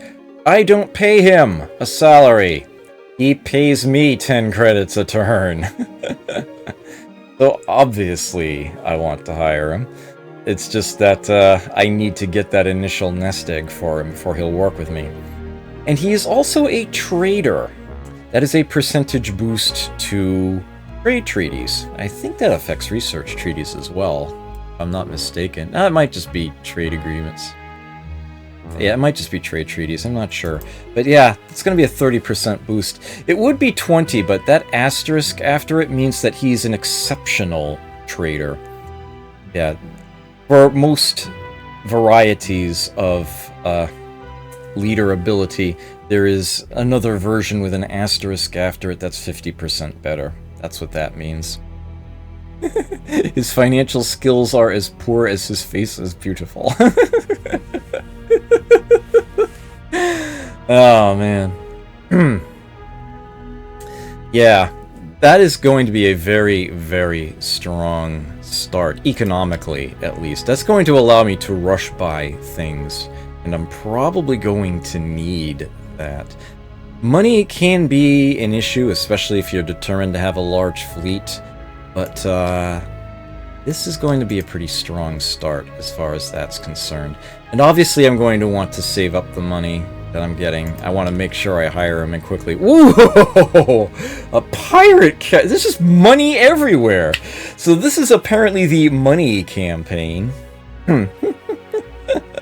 A pirate stash is found on one of the planets and contained 100 BC.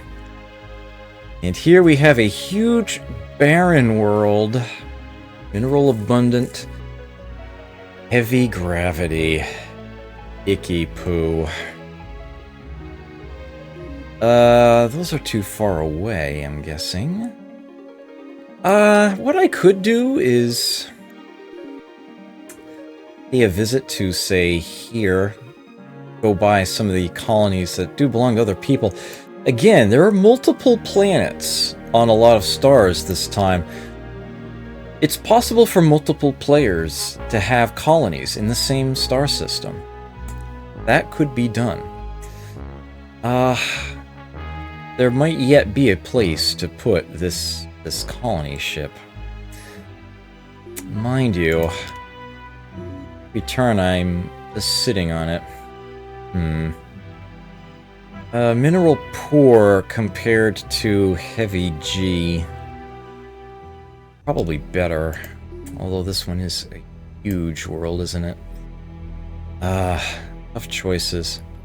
Alright, so I actually have a 4% chance of the tech coming in next turn, but it's more likely to take 5 turns before it shows up. See the number there. The base will be paid in full.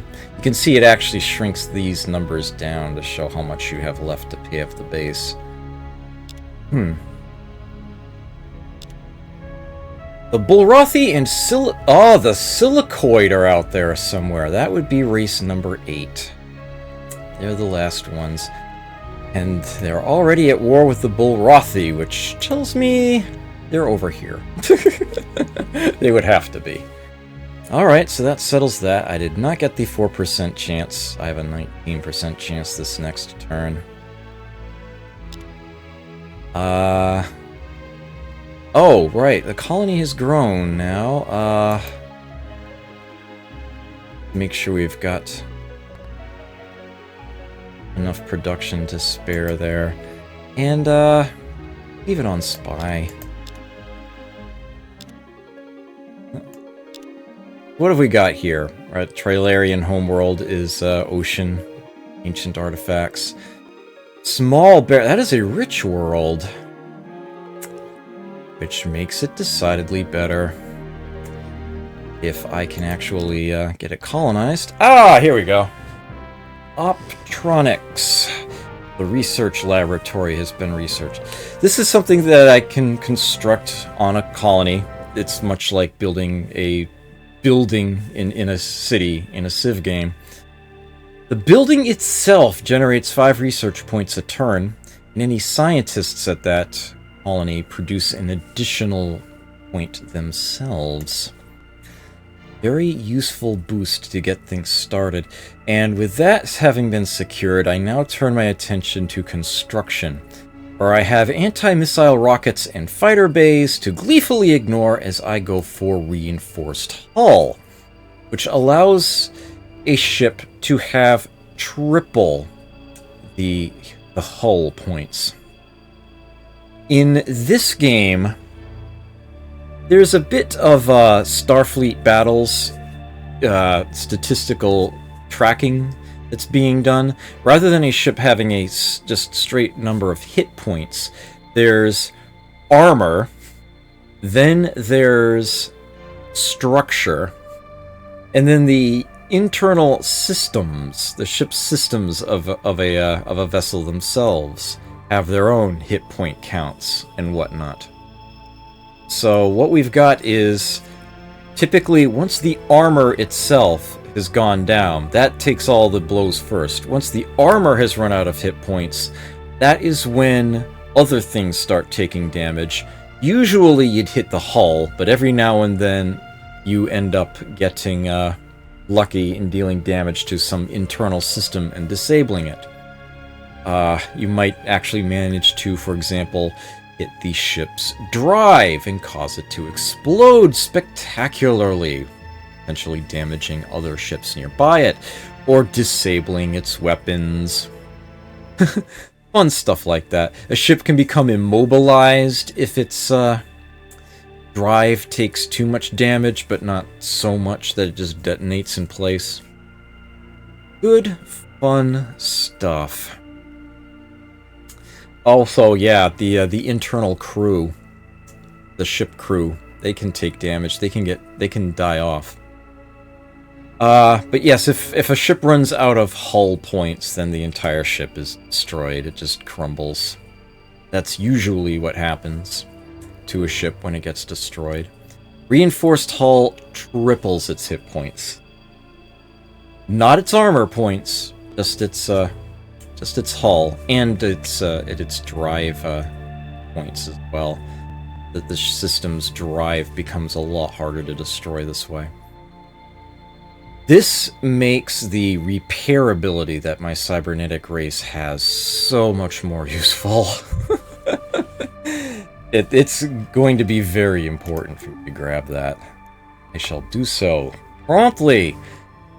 Yes, ancient artifacts, indeed. An extremely advanced civilization once inhabited this world and has inexplicably disappeared, leaving relics of wonder that adds +2 points to the research generated by each scientist on a planet. The first player to discover the system gets 1 or 2 free technology advancements. Well, that doesn't exactly apply to this one because it was his homeworld, but you can find ancient artifact worlds elsewhere, and when you discover it, yeah, you get bonus tech out of it. Yeah, let's get you over here. Returns to Trilar. Okay. Have I ever played FTL? No.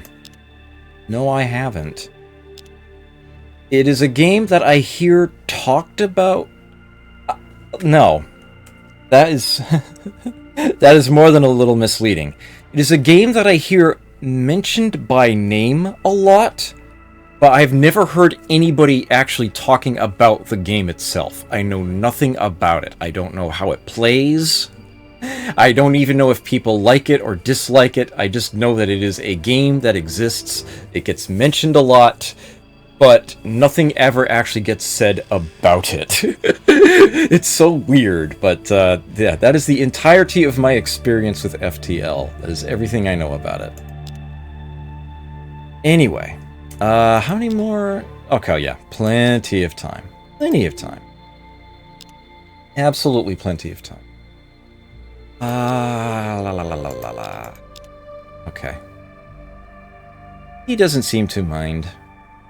Not seem to mind me right now. Of course, I just hope he's not building a colony base right now. Administrator Kimbuzi, a farming leader. I have no need for you. Thank you, though. Dismissed. Not even worth waiting. Now, there is something that I'm going to want to do in fairly short order once I have this colony in place. I'm going to want to feed them. And to that end, I am going to need a freighter fleet, because that's a barren colony. They can't get any food there themselves. So I'm going to build one of the... Get that research lab built after that. I will go ahead and shunt over everybody but 3. Again, any turn you generate no research points at all, you're threatening losing all your current progress. They will get that in 1 turn. Here's the icon for 10 production, what it looks like. With a zoomed in version of it there.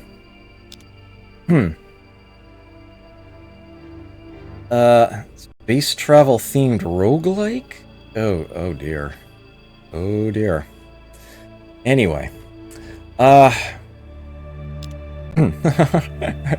take care, Magnus. Catch you next time. Yes, indeed. Happy Thanksgiving. Which it is now, here. In my time zone, anyway. I do not want combat at Trilar. I simply want to create a colony, if the game lets me. Ah, the Warlord. I rather like this leader. It's a curious one. It's a do I actually want to... I will wait. I will hire you, I think, but I will wait. Here we go. Let's get that colony going.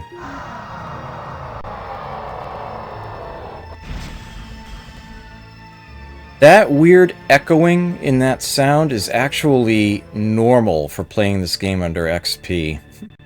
That's not the usual virtual machine issue. That's the game's unfortunate proper behavior on this OS. Orion II just colonized. Yeah, remember how I said they couldn't generate any food? Here? Well, it's a good thing that they, they eat half production. Of course, I actually did get that freighter fleet built.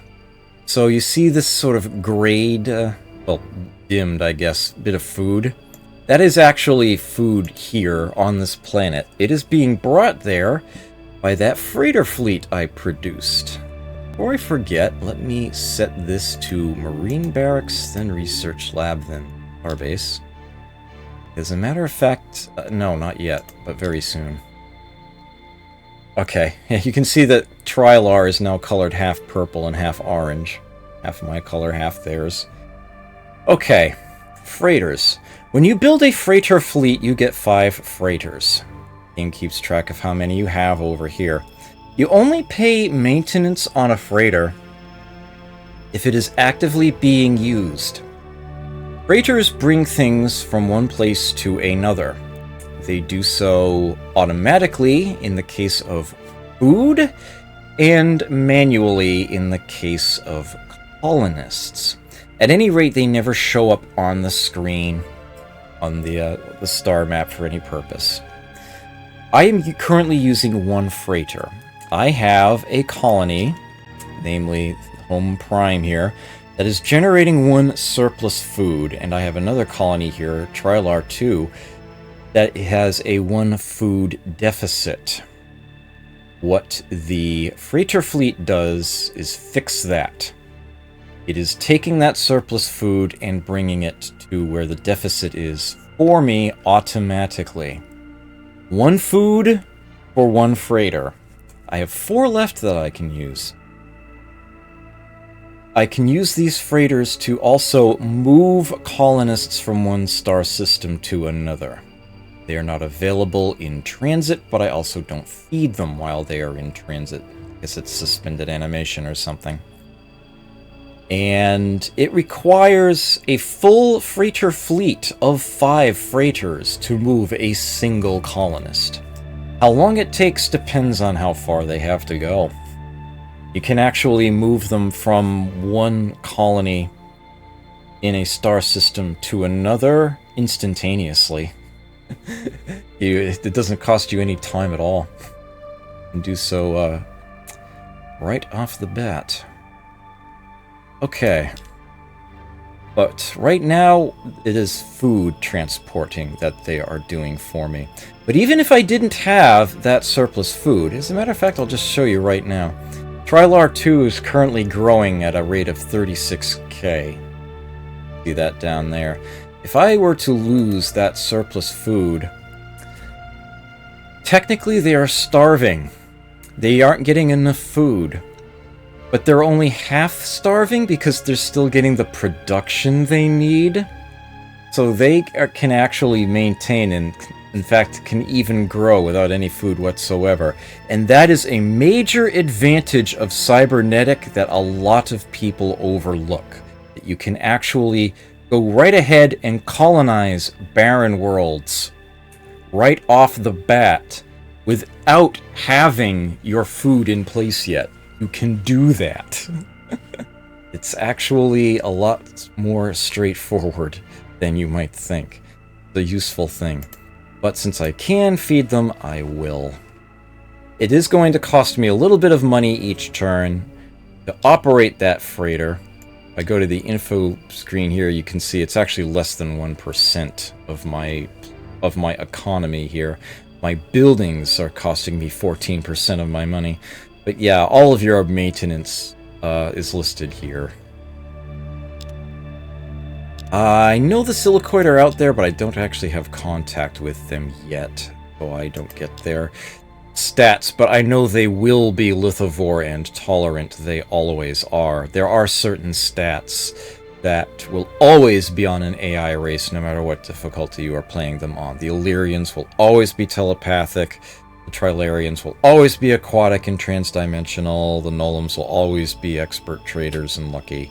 That sort of thing. It's sort of defining traits that they will always possess. Other things can vary. And quite a bit.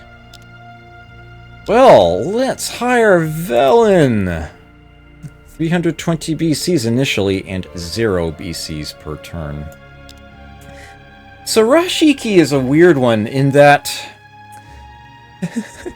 possesses abilities that normally the ship captains have. But they are things that affect your civ as a whole, so they're fine. Tactics and Commando actually will boost your troops. Yeah, Commando is essentially like a +4 ground combat rating, which also affects boarding actions when ship crews fight other ship crews. And the Tactics ability simply lets your ships take their turn in battle sooner if you happen to be in a space battle at this colony. Lastly, he is a superior instructor. Yeah, remember how I'm a warlord? And I get basically extra... Well, it's not that I get extra experience, it's that my experience level is considered higher than it normally would be. Yeah. He is a superior instructor. He's got the asterisk on him, which means, yeah, if I've got him hired, my crew is going to start leveling very quickly. I want him. He also happens to be a labor leader, which means that, and a superior one at that, so, production boost of the planet I put him on. I will probably want him at Trilar once I hire him. So, Valen has been hired, but he's not actually working at a colony yet. He's just sitting in the officer pool. That's good enough for Mega Wealth and Trader, but I can collect him here and assign him to my homeworld.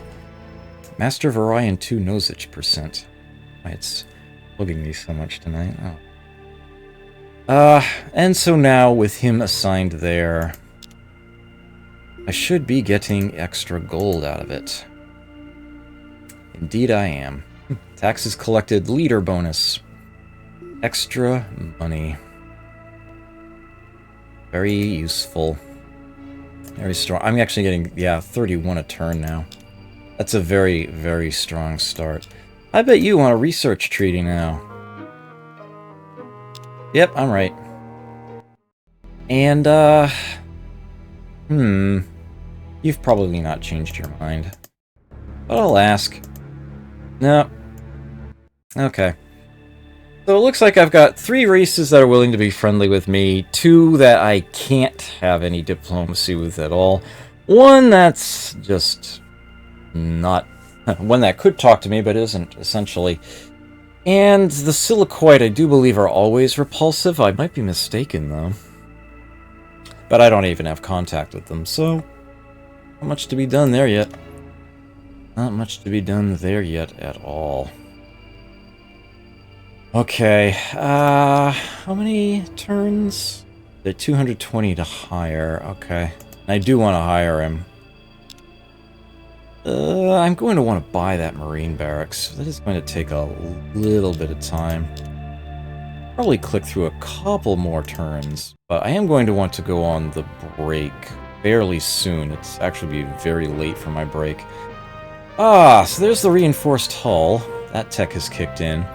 And what we have here, this early on in the game, is literally the single most difficult decision to make in the entire tech tree. Every technology in the game, every decision you have to make if you're not creative, this is the hardest. This is the worst. Right here, this early on. Each one of these 3 things is amazingly effective. You have to pick. And you will almost always feel like you made the wrong choice. Almost always. Automated Factories does for production what the research lab does for research. The building itself provides 5 production, and workers there will produce an extra point of production.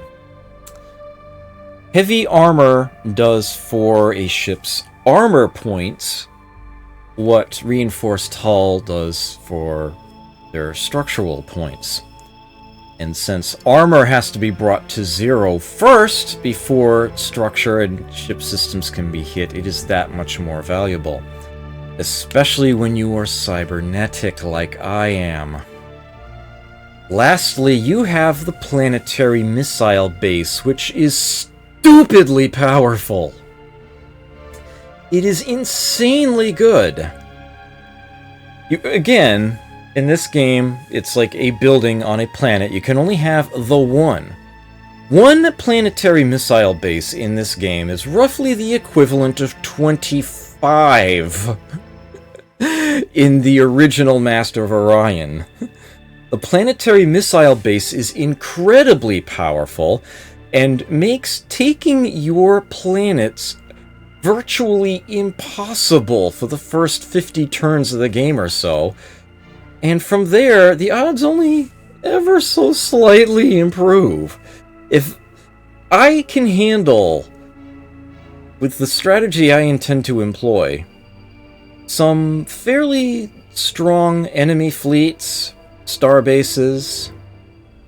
If I see a planetary missile base there, I am screwed. I would basically need like 5 times the ships I would otherwise need to bring along if what I have to deal with is a planetary missile base. That is an extremely difficult thing to deal with.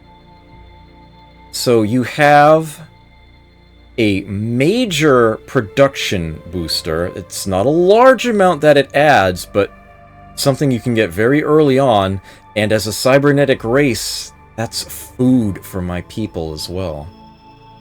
You've got heavy armor, which makes your ships a lot tougher to take down, especially if you are cybernetic.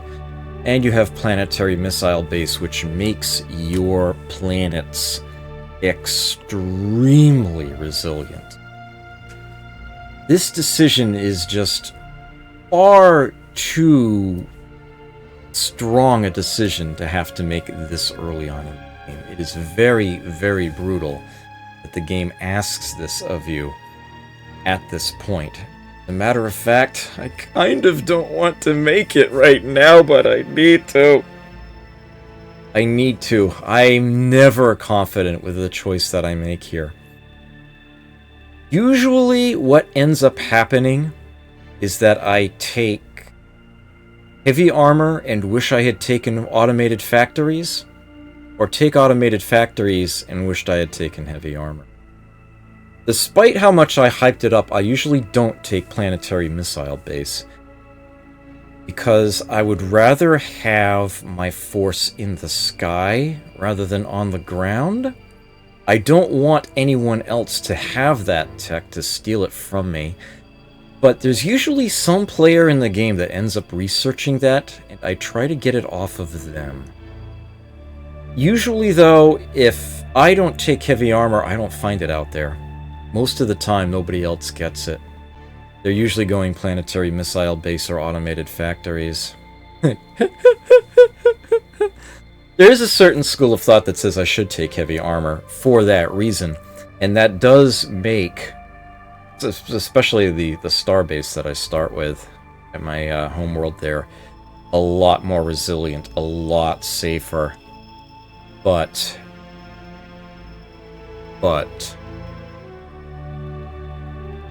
I do believe that this game, I'm going to try automated factories.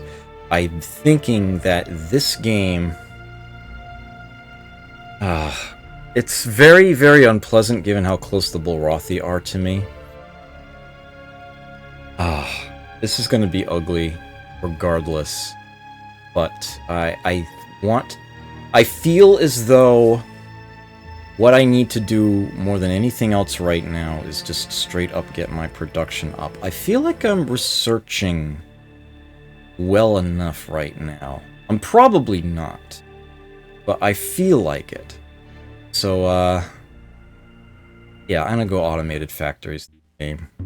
Well, we see how that goes. Just thanking me for the trade treaty. Not a problem. Not a problem at all. Research lab in 2 turns. At Marine Barracks, I'm probably going to want to buy that, but not yet. I want to make sure I get that leader. Select combat at Trilar. If that came up, something must have changed. He's building ships. He's got frigates and destroyers there now. I am going to want to try to keep pace with that at some point soon. Okay, so we've got a research lab built here now. Huh? Nope, don't actually need that one for... Okay. Set housing there. But I'm probably going to be...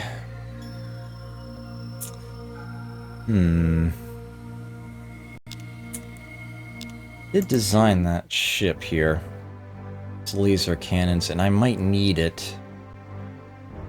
Might need at least one. And give it reinforced hull! If I give it fewer laser cannons. Now let's I like that idea. You can go ahead and just set that in that spot.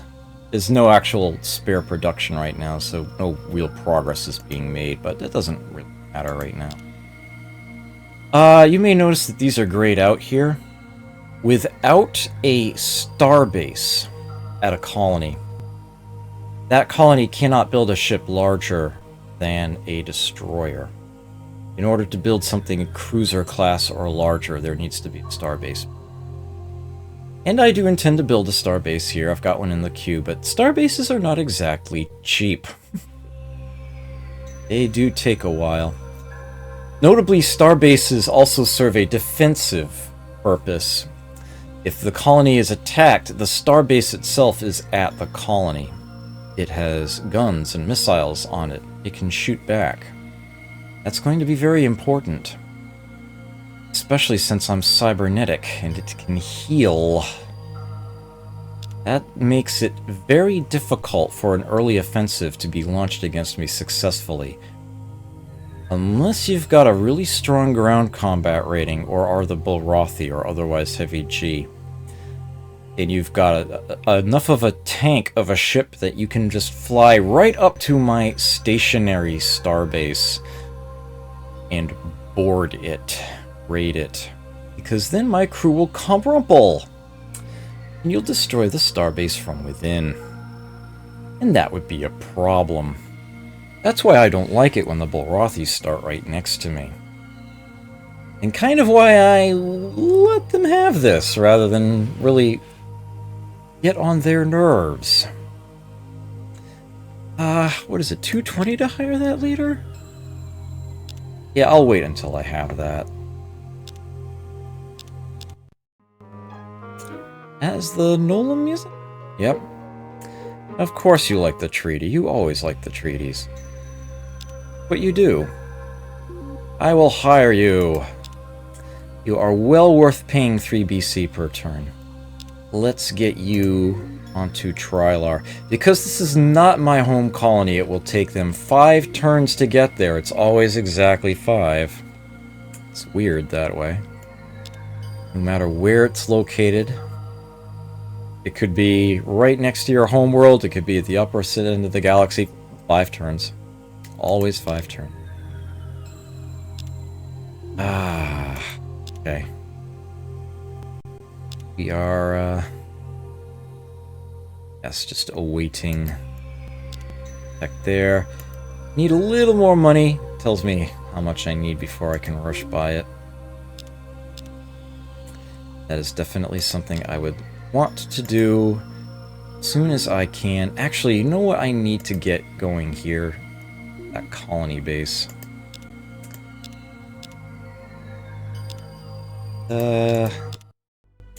And already we have a Galactic Council. This works precisely the same way it does in the original. No change to it whatsoever. Myself and the Clacons, we're gonna have a bunch of people abstain, because they always do the first time around. You vote for yourself, I can vote for you. The effect of a vote on race relations in this game doesn't seem to be nearly as prominent as it is in the original, and I consider that a bad thing. It really should be just as strong. I will vote for him because I'm cheeky like that. You needed 10 votes to win, you only got 4. So, yeah. That was a thing.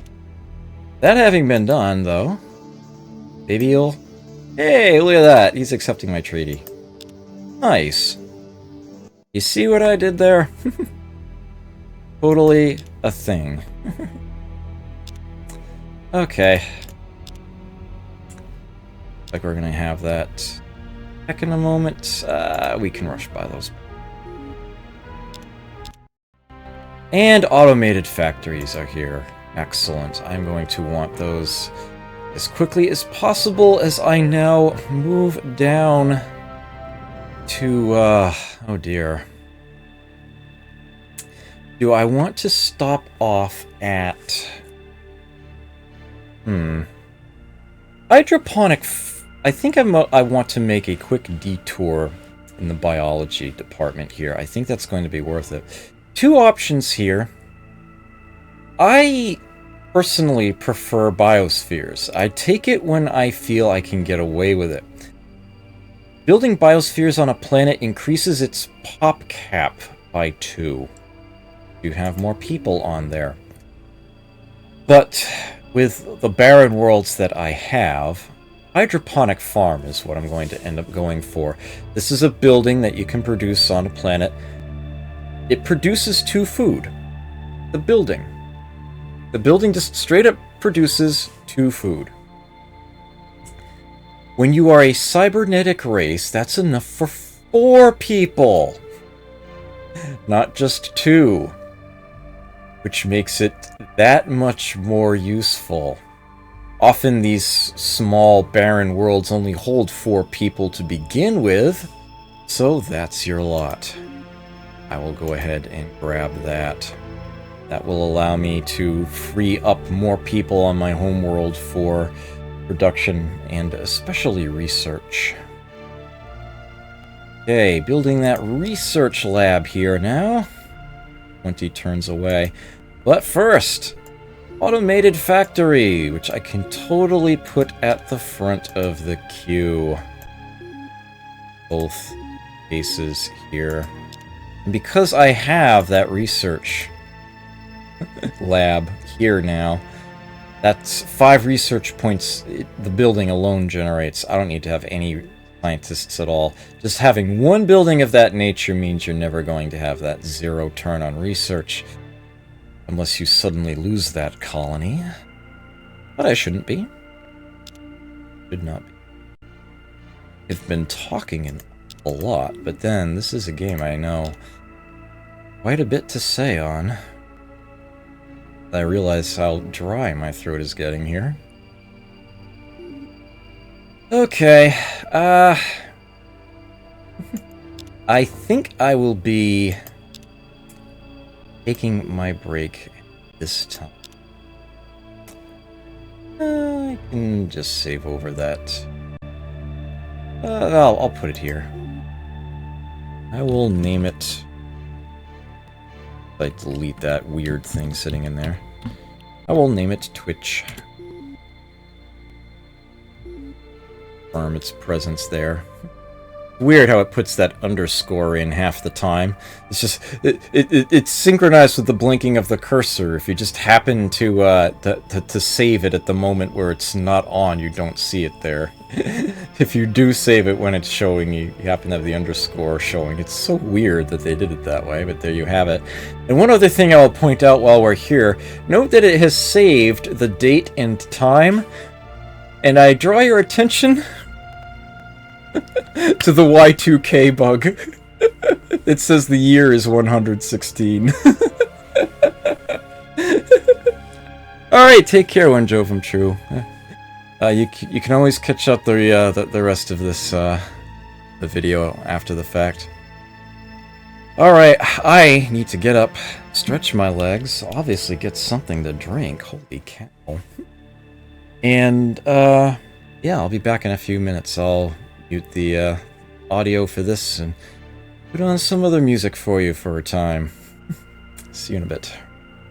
Reet.